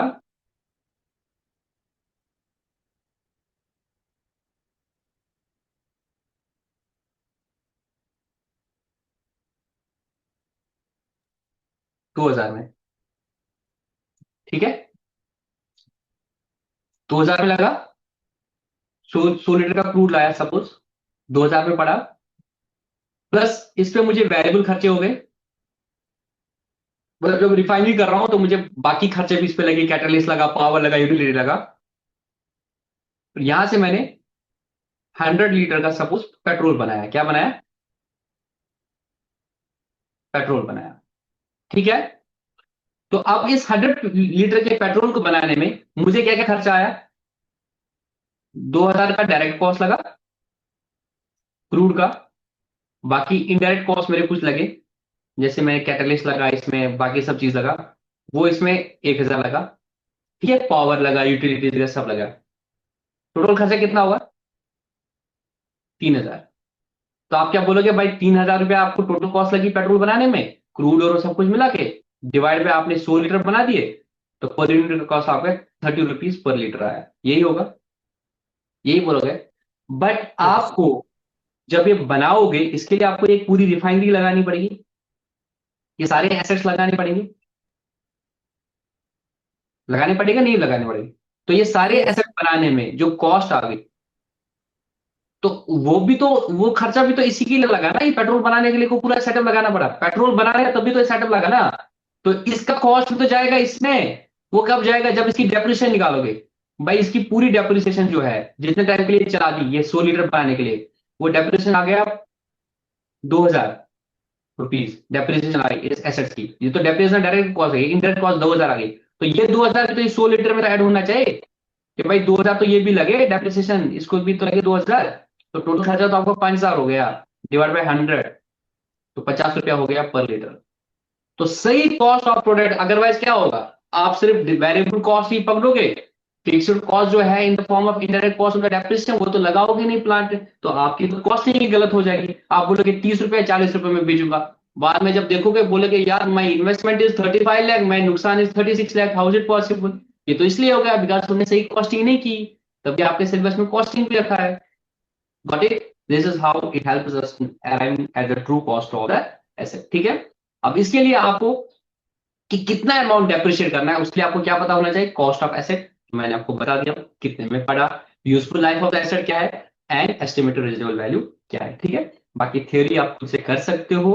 अब हम आते हैं उसमें, ये शेड्यूल 2 में जो डेप्रिसिएशन की डेफिनेशन लिखी है, ये मैंने आपको इलॉबरेट कर दी, एक एक चीज मैंने आपको अच्छे से समझा दी है किसका क्या मतलब है, ठीक है। अब मैं स्किप करूंगा वो चीजें जो मुझे जरूरी नहीं है, जो थ्योरेटिकल है। मेरा पॉइंट है कि आपको कंसेप्चुअल नॉलेज देना। फिर भी एक बार ये पढ़ लेता हूं मैं। As per Schedule 2, under the Companies Act 2013, depreciation is the systematic allocation of the depreciable amount of an asset over its useful life। इसमें से एक एक वर्ड का मैंने आपको मीनिंग along with logic बता दिया। The depreciable amount of an asset is the cost of the asset, जो इसकी कॉस्ट है, और अदर अमाउंट सबसिक्वेंट कॉस्ट है, अगर कुछ और कॉस्ट इसकी थी, less its residual value, less its residual मतलब scrap value. The useful life of an asset is the period over which an asset is expected to be available for use by an entity, or the number of production or similar units expected to be obtained from the asset by the entity। चाहे वो useful life in the number of years के हिसाब से, या ये चीज है कि भाई इस एसेट से आप इतने चीजें बना सकते हो, तो वहां पे यूजफुल लाइफ। जैसे आपने कोई मशीनरी लाई, तो उससे आपने बोटल्स बनानी है, तो उस मशीनरी का लाइफ लिखा है उस कंपनी ने कि ये 1 लाख बोटल्स बना सकती है, तो वहां पे आप यूजफुल लाइफ क्या लोगे, 1 लाख बोटल्स। वो आप 1 साल में बना लो, 2 साल में बना लो, 3 साल में, बट ये 1 लाख बोटल बनाएगी, उसके बाद गारंटी नहीं है कि ये चलेगा कि नहीं चलेगा। तो उस पर आप वो नहीं बोलते 5 साल तक चलेगा, नहीं। आपने अगर 2 शिफ्ट में चला, 3 शिफ्ट, तो वहां पे आप डेप्रिसिएशन करोगे number of bottles produce divided by useful life of bottles, मतलब कितना एस्टिमेटेड प्रोडक्शन है। गेटिंग माय पॉइंट और नॉट? अच्छा, इसके बाद आपको क्योंकि नोट्स भी बनाने हैं तो ये याद करो, depreciation of an asset begins when it is available for use. इसका मतलब क्या है, मैं लॉजिक बताऊं। डेप्रिसिएशन कब लगानी है? When asset is available for use. मतलब क्या है? सर जैसे आपने इसमें एग्जांपल दिया था इंस्टॉलेशन कॉस्ट लगेंगे उसमें। नहीं नहीं नहीं, वो तो कॉस्ट होगा। मैं ये बोल रहा हूँ when asset is sir available for depreciation आप कब स्टार्ट करो? सर एक्चुअली जैसे वो एसेट को एग्जांपल यूज जैसे करते कार हैं। खरीदी किसी ने, तो वो जब तक वाइस वाइस मतलब वो आप रोड पे, आप दोबारा रिपीट कर दीजिए, क्या बोल रहे हैं आप? सर मैं बोल रही हूँ जैसे किसी ने कार खरीदी है, ठीक है। तो जब तक वो रोड पे मतलब जैसे उसको खरीद के जब तक वो उसको मतलब घर नहीं ले जाते तब तक उस पे डेप्रिसिएशन नहीं लगेगा। अगर लाई तो डेप्रिसिएशन लगाना स्टार्ट होगा, हाँ जी हाँ जी, जब सर वो बिकॉज इट चलना इज शुरू अवेलेबल फॉर यूज। यस इसको हम सर। और इलाबोरेट करूंगा मैं बहन, कि आपने गाड़ी तो लाई, बिजनेस में लाई, बट अभी आप मार्केट नहीं कर रहे हो उसमें, तो आप ये नहीं बोल सकते हो अभी तो मैंने मार्केट नहीं ले लिया उसको तो मैं डेप्रिसिएशन नहीं करूंगा। तो वो गलत बात है। आपने लाया, it is available for use, फिर आप इसको यूज करोगे या नहीं करोगे, it is available for use, आपको डेप्रिशिएट करना पड़ेगा। ठीक है। मैं प्रैक्टिकली बता रहा हूँ हमारी कंपनी में क्या है। जब हम पढ़ते हैं this in days 16 property plant equipment, there is a concept of जो स्पेयर्स होते हैं। अगर आपने कोई मशीनरी लाई, उसके में कुछ इंपॉर्टेंट स्पेयर्स होते हैं जो अगर खराब होंगे आपको वो चाहिए रिप्लेसमेंट के लिए, तो आप उन स्पेयर्स को भी परचेज करते हो। अब हम एक ऐसी इंडस्ट्री में जो बहुत क्रिटिकल इंडस्ट्री है ऑयल एंड गैस में, अगर हमारी रिफाइनरी 1 घंटे के भी बंद हो जाएगी ना तो उस एरिया की हालत खराब होती है।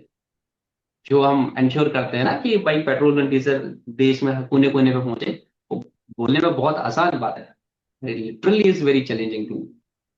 हमारी गवर्नमेंट पानी नहीं पहुंचा पाती है और हम पेट्रोल और डीजल कहाँ कहाँ पहुंचा पाते हैं।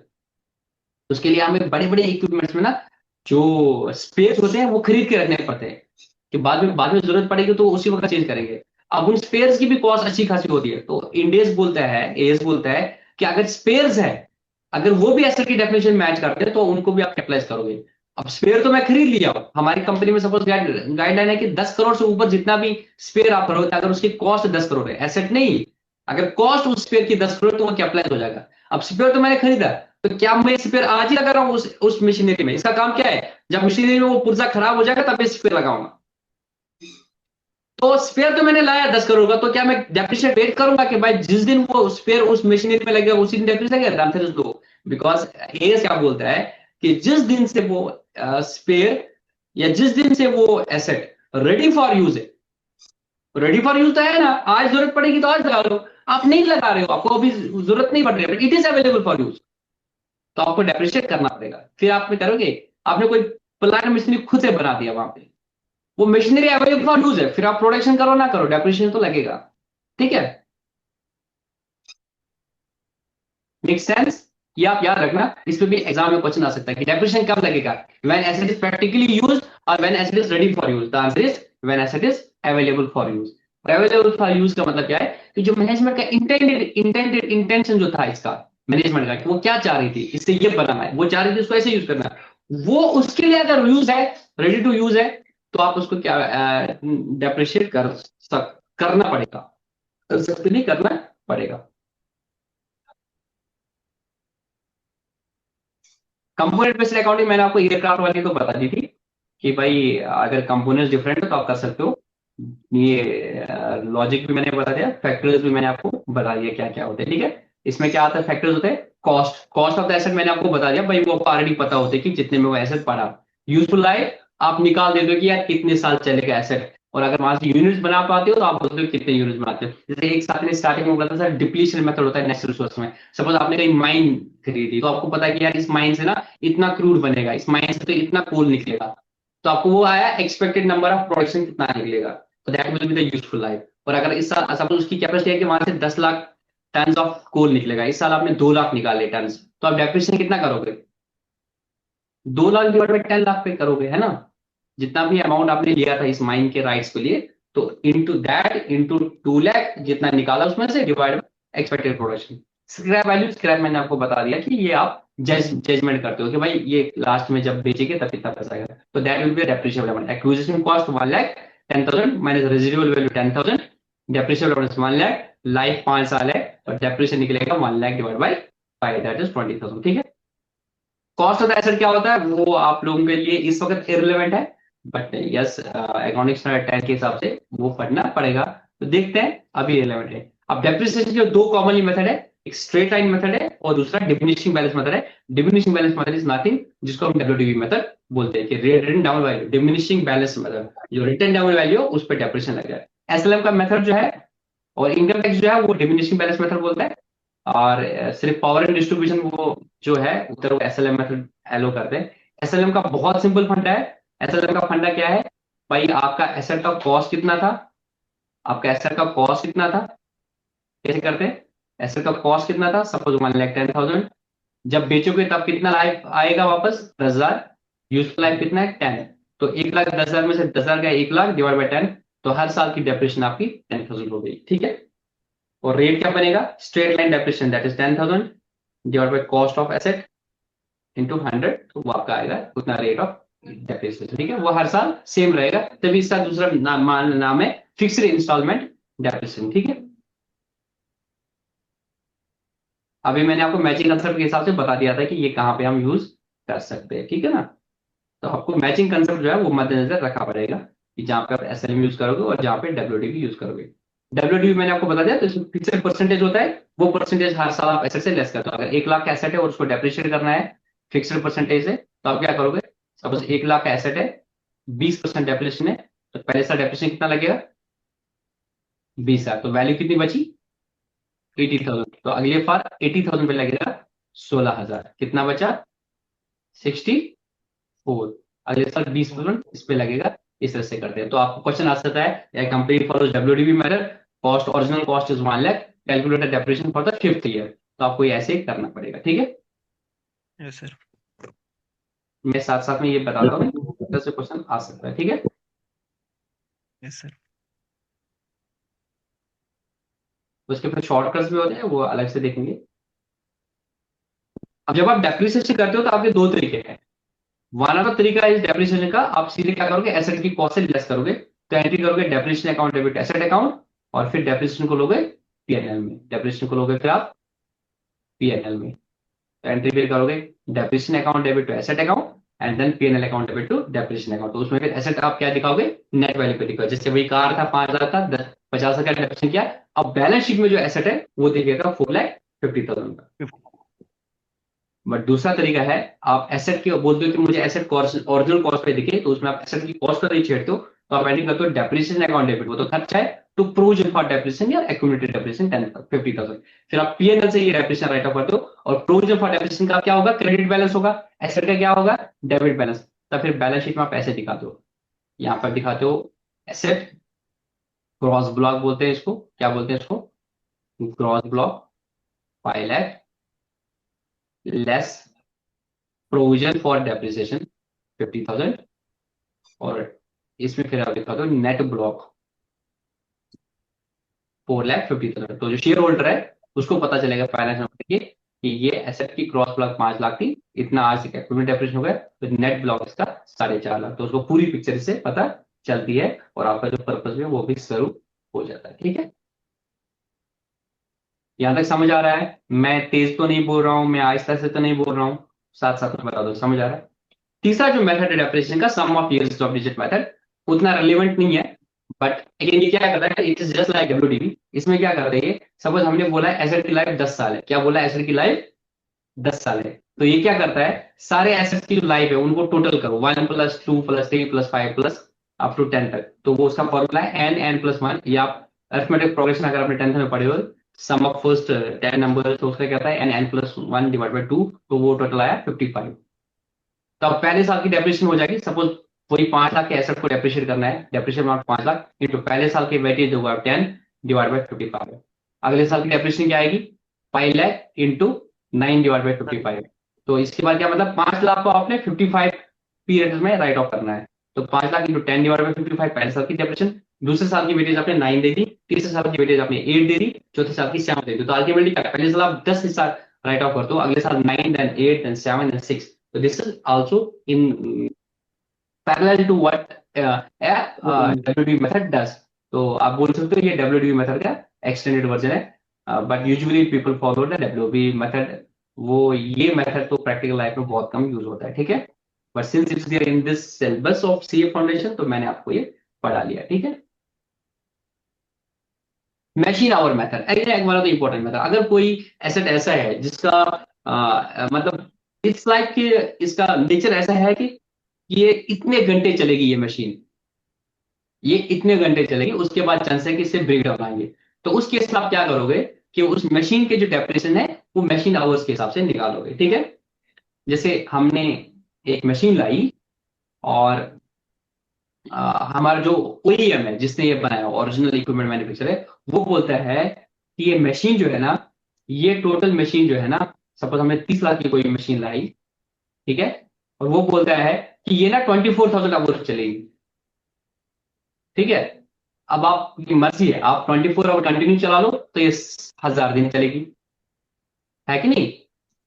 Yes sir. आपने 12-12 घंटे चला दी तो ये 2000 घंटे चलेगी, 2000 दिन चलेगी। आपने 8-8 घंटे का शिफ्ट होगा, 8-8 घंटे तो ये 3000 दिन चलेगी, है कि नहीं। तो यहाँ यस पे सर। उसने बोला कि ये मशीन है, इलेक्ट्रिक इक्विपमेंट है, इतने घंटे ये चलेगी, उसके बाद नहीं चलेगी। आपने नोटिस किया होगा फैन इलेक्ट्रिक, उसमें वो लाइफ ऐसे ही रखते हैं 1 साल 2 साल। गाड़ी का बंदे बोलते हैं कि एक्सटेंडेड वारंटी है, बट क्या है 5 साल या 1 lakh kilometre which ever is earlier. Because जो ऐसा आइटम है कि आप इतना घंटे टाइम किलोमीटर चलाओगे ना, उसके बाद ब्रेक डाउन आएगा। तो या तो बोलते हैं 5 साल या तो बोलते हैं 1 लाख किलोमीटर। पता चलता 5 लाख की दे दी और बंदे ने कमर्शियल गाड़ी में लगा ली, वो 1 लाख की जगह 2 लाख किलोमीटर चलेगी। अरे 2 लाख किलोमीटर चलेगी तो ये आइटम तो घिस जाएंगे, तो कंपनी का तो नुकसान हो जाएगा। तो उसके लिए कंपनी क्या बोलती है कि हम आपको वारंटी जो है वैसे देंगे। सिमिलर अगर आपने कोई मशीन लाई और ओईएम आपको बोला यार इसकी जो गारंटी है या लाइफ है वो 24,000 आवर्स है, तो अब स्क्रैप वैल्यू 2 लाख है, स्क्रैप वैल्यू 2 लाख है, तो अल्टीमेटली आपको इसकी डेप्रिसिएशन निकालनी है। तो आपको लगता है कि पहले 3 साल जो है ना वो 3000 रुपया पर चलेगी, तो आप डेप्रिसिएशन कैसे करोगे, पहले साल की डेप्रिसिएशन कैसे करोगे। और पहले साल क्या बोलोगे, डेप्रिसिएबल अमाउंट कितना है 30 लाख। 28। वेरी गुड, किसने बोला, minus 2 lakh. This is my depreciable amount that is 28 lakh. इस 28 लाख को मुझे राइट ऑफ करना है। अब पहले साल कितना करूंगा भाई 28 लाख, अभी इस साल मेरे 3000 घंटे चलेंगे, ठीक है, divided by 24,000।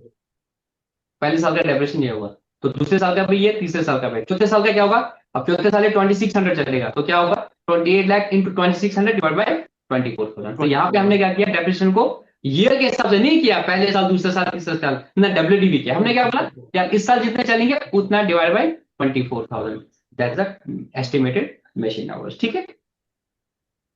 Make sense. Yes sir. पढ़े थे ये कॉन्सेप्ट कभी। Yes sir. Production unit method, पहले में क्या था इतने घंटे चलेगी, दूसरे में क्या है कि इतने मटेरियल प्रोड्यूस करेगी। मैंने एक मशीन लाई, उसने बोला 1 लाख बोतलें बना पाएगी मशीन, तो यहाँ पे अब क्या है 1 लाख बोतल बना पाएगी। अब आप आज बना तो 2 साल बना, 3 साल बना, 4 साल बना, इतना तो चलेगा चलेगा सब। तो वहां पे what will be the systematic allocated method, कि भाई अगर ये इसका लाइफ ऐसा है कि ये इतने प्रोडक्ट्स बना सकती है, तो द बेटर विल बी जितना प्रोडक्ट बनाएगा तो उसको बोलेंगे प्रोडक्ट यूनिट मेथड। तो हम क्या बोलेंगे, डेप्रिसिएबल अमाउंट कितना इनटू इस साल कितने प्रोडक्ट्स बनाए divide by estimated total production, ठीक है। Yes sir. क्लास सलाम करेगा, ठीक है। तो एस्टिमेटेड प्रोडक्शन मेथड समझ आया, इसमें क्या होगा भाई प्रोडक्शन के हिसाब से मशीन आवर क्या होगा, मशीन आवर से। Make sense. Yes sir. Depletion method, जैसे एक साथी ने स्टार्टिंग में बोला था कि सर जहां पे नेचुरल रिसोर्स है और जो डिप्लीट होते हैं तो वहां पे द मेथड विल बी क्या, डिप्लीशन मेथड। तो वहां पे हम क्या देखेंगे कि जब हमने ये माइन ली हुई तो हमने एस्टिमेट किया होगा इससे इतने टन कोल निकलेगा, तो जितने टन कोल निकाल दिया तो उतना उसकी वैल्यू कम हो जाएगी, तो उतना आप डेप्रिशिएट करोगे। जैसे आपने एक लीज पे एक क्वेरी ले ली 1 करोड़ की, तो टेक्निकल एस्टिमेट के हिसाब से वहां पे आपने मिनरल जो है ना 2 लाख टन हो गए, तो पहले साल आपने 2000 टन निकाला, तो आप कितना डेप्रिशिएट करोगे 1 crore into 2000 divide by 2 lakh. दूसरे साल कितना करोगे 1 crore into 10,000 divide by 2 lakh. तीसरे साल क्या करोगे 1 crore into 15,000 divide by 2 lakh. इसको बोलते हैं डिप्लीशन मेथड, ठीक है। Yes sir. ये अकाउंटिंग एंट्रीज आपको उतना करने की जरूरत नहीं है, अच्छा, प्रॉफिट और loss on the sale disposal of property plant and machinery, इसका मतलब क्या है ये भी चलो इसी में बताता हूँ, हालांकि डेप्रेशन टॉपिक हमारा बहुत हद तक हो गया। निंद्रमा कर सकते हैं, नो सर। ठीक है, जिसको नींद अभी लगेगी तो वो लॉग आउट करके कल ये अपलोड हो जाएगी तो वैसे देख लेना, ठीक है ना। बट मेरा टारगेट है कि मैं आपको हर दिन एक एक लेक्चर तो करा ही दूंगा, ठीक है ना। तो आप लोग 2 घंटे में देखो, मतलब अलग अलग पार्ट में देखो चलेगा, बट मेरे पास टाइम बहुत कीमती है, तो मैं कोशिश करता हूँ कि मैक्सिमम आपको आउटपुट दे दूँ, ठीक है। और मुझे लगता है कि एटलीस्ट मैं उतना बोरिंग तो नहीं पढ़ाता हूँ ना कि आपको लगता है यार नींदरलेस खासने, तो I try to keep you not busy. All sir. तो मुझे लगता है 1.5 घंटा भी आप लोग आराम से बर्दाश्त कर पाते हो। मैंने आपको क्या बोलना था, सॉरी हम काम और से थे।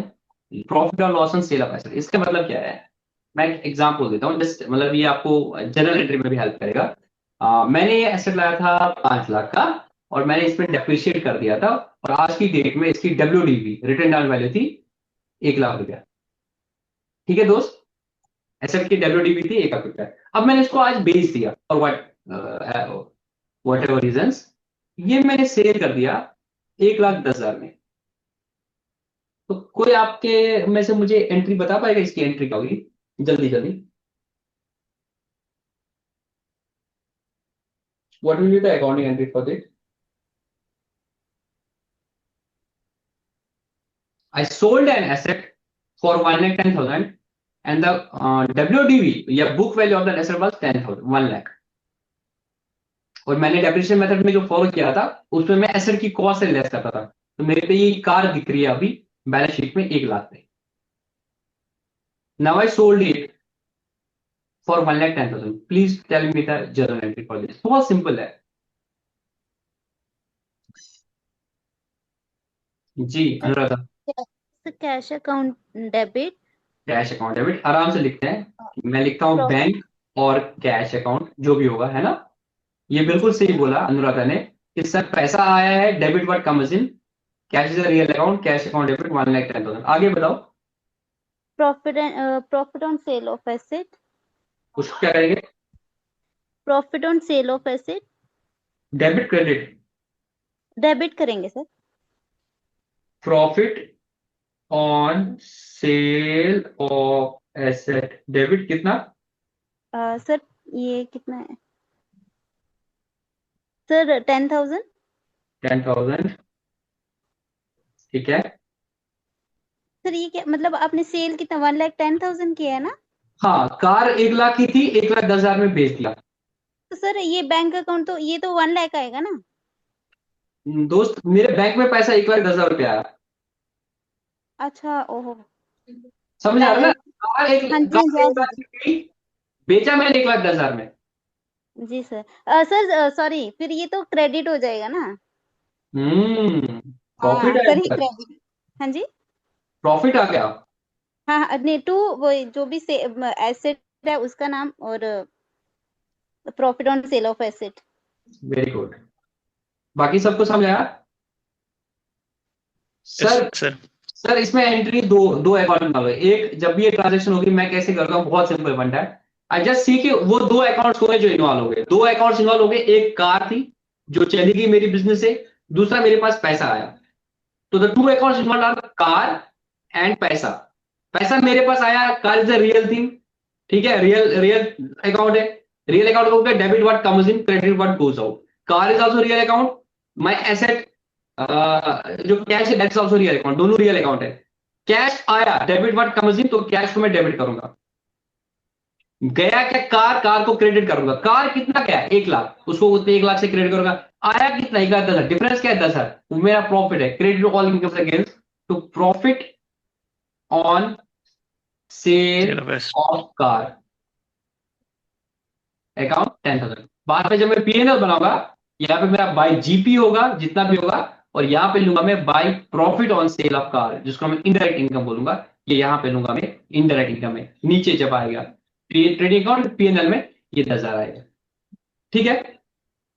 यहाँ तक समझ आया बहुत अच्छे तरीके। और अगर लॉस होता अनारगा, सपोज 1 लाख की जगह 90,000 ही आए, तो बैंक अकाउंट डेबिट 90,000, एसेट चला के 1 लाख का, तो वहां पे loss on sale of asset हो जाएगा 10,000, ठीक है। तो वहां पे हम प्रॉफिट ऑन वर्ड यूज नहीं करेंगे, लॉस ऑन सेल। अब मैं थोड़ा सा क्वेश्चन को घुमा लेता हूं, ठीक है। ये तब था जब मेरी कार की WDV 1 लाख थी, मतलब मेरी बैलेंस शीट में एसेट कार आ रही थी 1 लाख। बट अगर मैंने ये मेथड फॉलो कर दिया था, मैंने मेथड क्या फॉलो किया था कि मैं कार को हिस्टोरिकल कॉस्ट पे रख रहा हूं 5 लाख, मेरा कार का डेबिट बैलेंस आ रहा है 5 लाख, मेरा प्रोविजन फॉर डेप्रिसिएशन होगा जिसको मैं एक्यूमुलेटेड डेप्रिसिएशन बोलता हूं। समझ आ रही है बात? मेरा एक्यूमुलेटेड डेप्रिसिएशन है, एक्यूमुलेटेड डेप्रिसिएशन जो है इसका क्रेडिट बैलेंस होगा वो 4 लाख है। तो नेट ब्लॉक जो है अब वो 1 लाख है। अब अगेन मैंने इसको 1,10,000 में भेजा, अब एंट्री बताओ क्या हो जाएगी। इतना तो पता है दोनों चीजों में अनुराधा कि बैंक में तो 1,10,000 आया, तो एंट्री करेंगे बैंक अकाउंट डेबिट 1,10,000। अब बताओ एंट्री क्या करेंगे।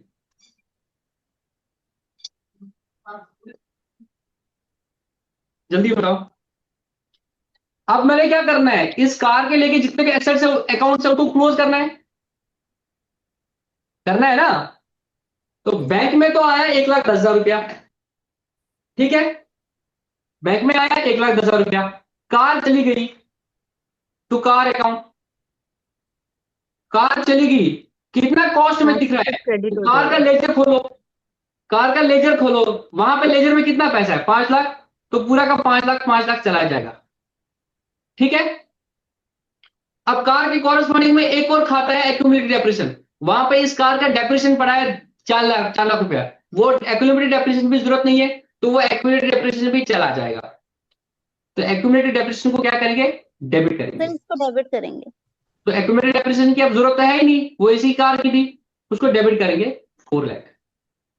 अब देखो 4 lakh plus 1 lakh 10,000 that is 5 lakh 10,000, यहाँ पे 5 लाख गया, प्लस बचा हाँ 10,000, 10,000 क्रेडिट हो जाएगा। प्रॉफिट होना चाहिए। Profit on sale of asset.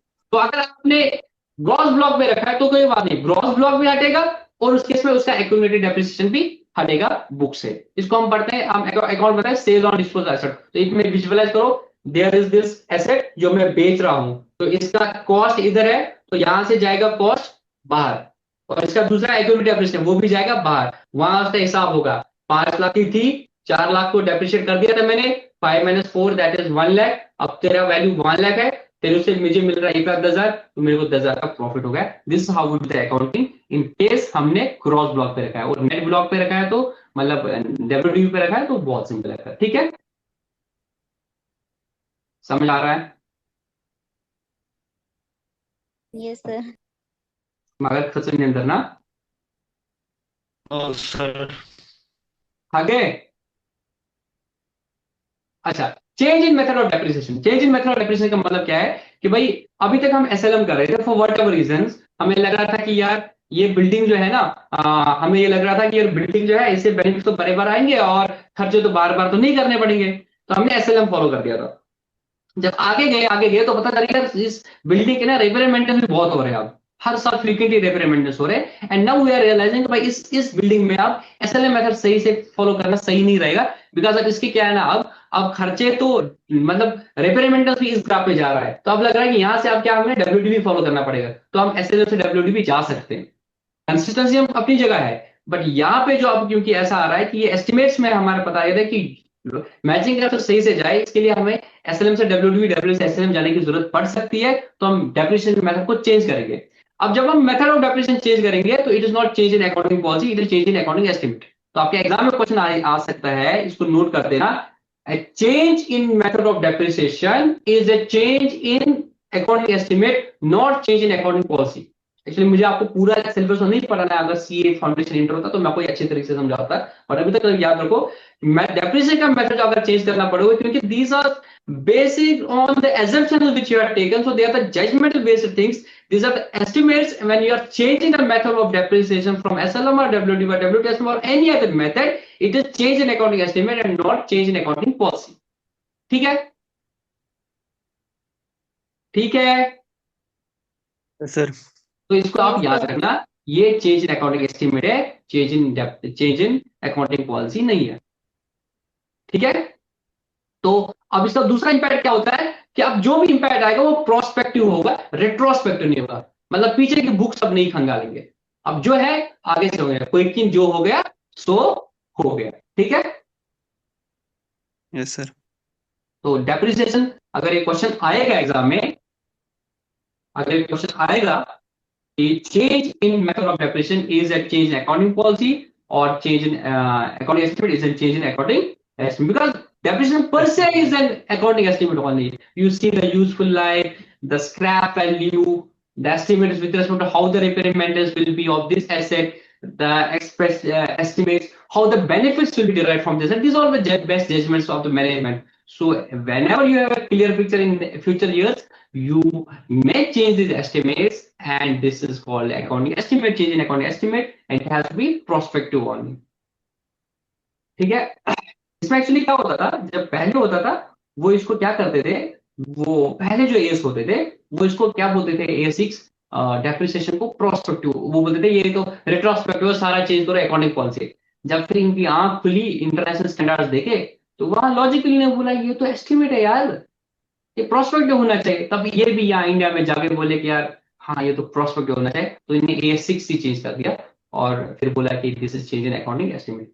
Revision estimated useful life वो सब कुछ, तो ये मैंने आपको बोला this is again change in accounting estimate. Revaluation of property and plant आपके लिए इस वक्त इररिलेवेंट है। इट्स लाइक अगर आप रिवैल्यूएशन मेथड फॉलो करते हो और अगर आपको लगता है कि एसेट की वैल्यू बढ़ जाएगी, बढ़ रही है, तो आपको to show the true picture, तो आप एसेट को रिवैल्यू कर सकते हो। सिंस इन दैट केस अभी एसेट से पैसा नहीं आया है, तो आप उसमें क्या करोगे, पीएनएल में डायरेक्टली प्रॉफिट नहीं लोगे, और अगर आपने एसेट की वैल्यू बढ़ा दी, रिवैल्यू कर दी, तो अगर आपको लगता है एसेट की वैल्यू बढ़ी है, तो उसमें आप क्या करोगे, रिवैल्यूएशन सरप्लस को क्रेडिट करोगे। सपोज वही एग्जांपल है, लैंड, आपने लैंड 5 लाख की खरीदी थी, अब आपने रिवैल्यूएशन मेथड फॉलो कर दिया ES10 के हिसाब से, और आपके हिसाब से आप एसेट की जो क्या बोलते हैं इसको, आपको लग रहा है कि एसेट की रिवैल्यूड वैल्यू जो है, रिवैल्यूएशन आपने कर दी, एंड रिवैल्यूएशन है आपने बोला ये 25 लाख है, तो आपने कितना बढ़ाया एसेट को, 20 लाख का बढ़ा दिया। तो इस केस में आप क्या करोगे, लैंड को आपने 20 लाख से और बढ़ाना है, तो आप एंट्री करोगे लैंड अकाउंट डेबिट 20 लाख और क्रेडिट करोगे रिवैल्यूएशन सरप्लस। क्या करोगे, रिवैल्यूएशन सरप्लस 20। सपोज लैंड की जगह कोई और डेप्रिशिएबल एसेट होता, तो उस केस में आप क्या करते हैं, जैसे प्लांट एंड मशीनरी को आपने 1 लाख से बढ़ा दिया, plant and machinery account debit 1 lakh to revaluation surplus 1 lakh. यहाँ तक ठीक है? अब मुझे बताओ, अब जब डेप्रिसिएशन लगाना है, अब डेप्रिसिएशन क्या लगेगा, इस 1 लाख में भी लगेगा, और इसकी एसेट की वैल्यू अभी तक 9 लाख थी, ठीक है? तो पहले आप क्या करते थे, 9 लाख को ही डेप्रिशिएट करते, Yes, अब sir. आपने इसकी 1 लाख रुपया बढ़ा दी, 1 लाख रुपया, अब इस 1 लाख को भी डेप्रिशिएट करोगे ना, अब आप कितने Yes, को sir. डेप्रिशिएट करोगे, 10 लाख को डेप्रिशिएट करोगे, yes sir no? Yes, sir. 10 lakh पे डेप्रिशिएशन, सपोज आप बोलोगे अब ये 10 साल चलेगा, तो हर साल का डेप्रिशिएशन कितना होगा, 1 लाख, 1 lakh. हर साल का डेप्रिशिएशन 1 लाख होगा। उसमें मुझे बताओ पीएनएल में कितना जाएगा, उसमें पीएनएल में जाएगा 90,000। 90. जो ये 10,000 है, ये 10,000 की डेप्रिशिएशन जो है वो किससे एडजस्ट करोगे, रिवैल्यूएशन सरप्लस है। समझ आई बात? Yes, sir. ये सबको समझ आया मैं क्या बोलना चाहता हूं? अगर आपने डेप्रिशिएबल एसेट को रिवैल्यू कर दिया, ठीक है कर दो, बट उस इंक्रीजेड अमाउंट की वैल्यूएशन का जो डेप्रिसिएशन होगा वो पीएनएल में नहीं जाएगा, वो रिवैल्यूएशन सरप्लस से जाएगा, बिकॉज उसका जो प्रॉफिट है वो अपने पीएनएल में नहीं लिया, वो अपने रिवैल्यूएशन सरप्लस में लगा, तो उसकी डेप्रिसिएशन भी जो है वो रिवैल्यूएशन सरप्लस अकाउंट से जाएगी। ठीक है, इस पे और ज्यादा टाइम जाया करने की जरूरत नहीं है, थ्योरी आपके पास है, उसके बाद भी समझ नहीं आएगा तो आप इसको पढ़ सकते हो और मुझे बोल सकते हो। ठीक है, यहाँ पे स्किप कर रहा हूँ इसको। अब आते हैं एमोर्टाइजेशन पे। ठीक है, ज्यादा टाइम नहीं लेते आप, बहुत हो गया ऑलरेडी। एमोर्टाइजेशन आप लोगों ने बता दिया सर, जहां पे टेंजिबल एसेट्स होते हैं वहां पे डेप्रिसिएशन होता है, इंटेंजिबल एसेट्स का ऐसी अमाउंट को राइट ऑफ करना उसको बोलते हैं एमोर्टाइजेशन। इंटेंजिबल एसेट क्या होता है सर? इंटेंजिबल एसेट कोई भी, वहां पे क्या था, डेप्रिसिएशन लिखा था, systematic allocation of depreciation amount of an tangible asset, यहाँ पे ऑफ एन इंटेंजिबल एसेट। और वहां पे हम क्या पढ़ते थे, इंटेंजिबल एसेट क्या होता है सर? जिनको हम देख नहीं सकते हैं, टच जिनको नहीं हम कर देख सकते। सकते, that is an identified asset, but आप उसको आप टच नहीं कर सकते, फील नहीं कर सकते। कोई एग्जांपल दे सकते हो? सर जैसे गुडविल, गुडविल, रिटर्न, ठीक है, बट गुडविल इज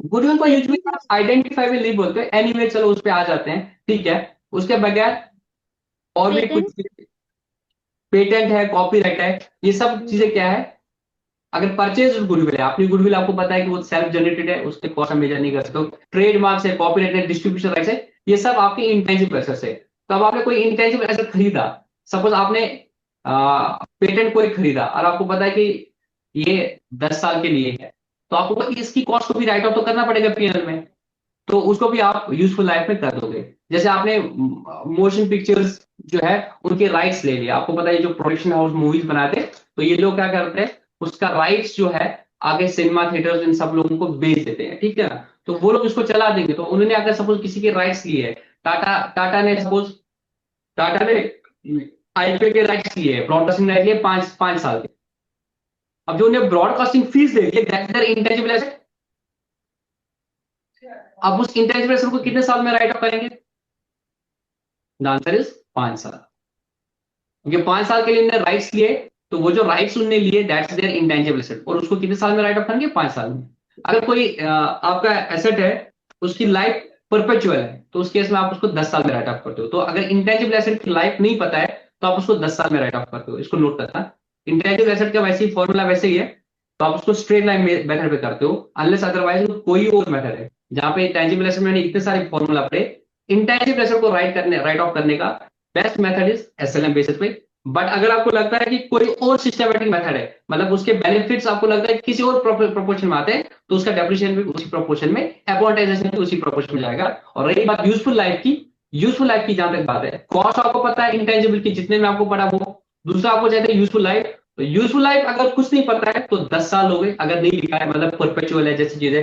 बट अगर यूजफुल लाइफ आपको पता है कि कम है तो उतना है, अगर आपको पता है यूजफुल लाइफ 25 साल है तो 25 साल हो गए। जैसे हम अपनी रिफाइनिंग की लाइसेंस है तो परपेचुअल होती है, बट हमें आगे में पता है कि इसको मैं प्लांट के लिए लगा देता हूँ, और वो मेरा प्लांट जो है वो 25 साल चलेगा, तो मैं उसकी डेप्रिसिएशन भी जो है 25, एमोर्टाइजेशन भी तो उसको 25 साल के लिए यूज करता हूँ, ठीक है। समझ आ रही है बात? Yes sir. तो एक चीज आपको ख्याल रखना है कि जहां तक इंटेंजिबल एसेट की बात है, जहां तक इंटेंजिबल एसेट की बात है, इनकी डेप्रिसिएशन को हम एमोर्टाइजेशन बोल देते हैं।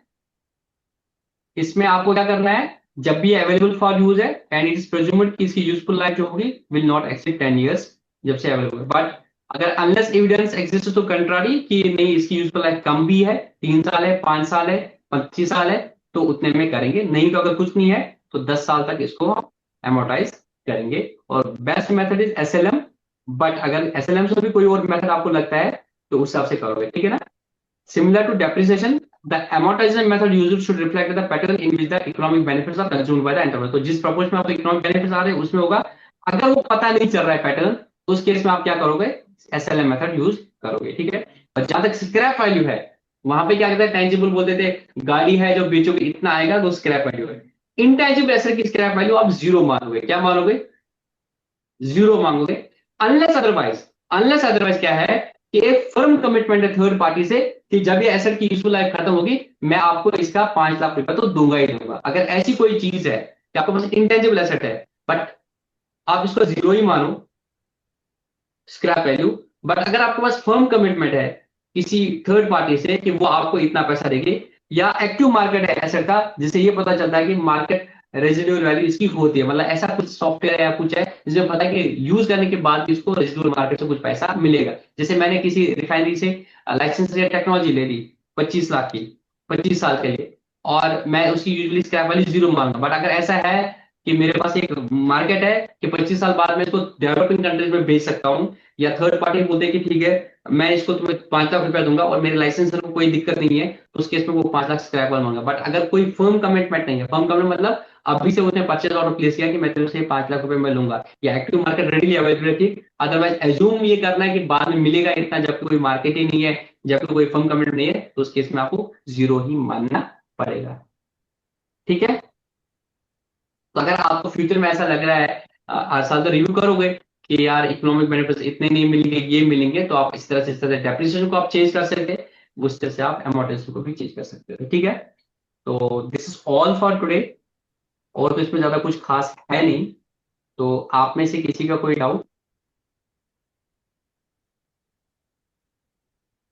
मैं ये कल जितना आज तक पढ़ा है हमने accounting concept, Ind AS and this depreciation, इनके जो नोट्स है सीए फाउंडेशन के वो तीनों मैं शेयर करूंगा, आप लोगों को पढ़ना, कोई डाउट होगा तो मुझे बता देना, ठीक है। सेशन को क्लोज करें। गुड नाइट, अल्लाह हाफिज, सब खैर। किसी को कुछ डाउट गुड है? Night. Thank you sir. Good night.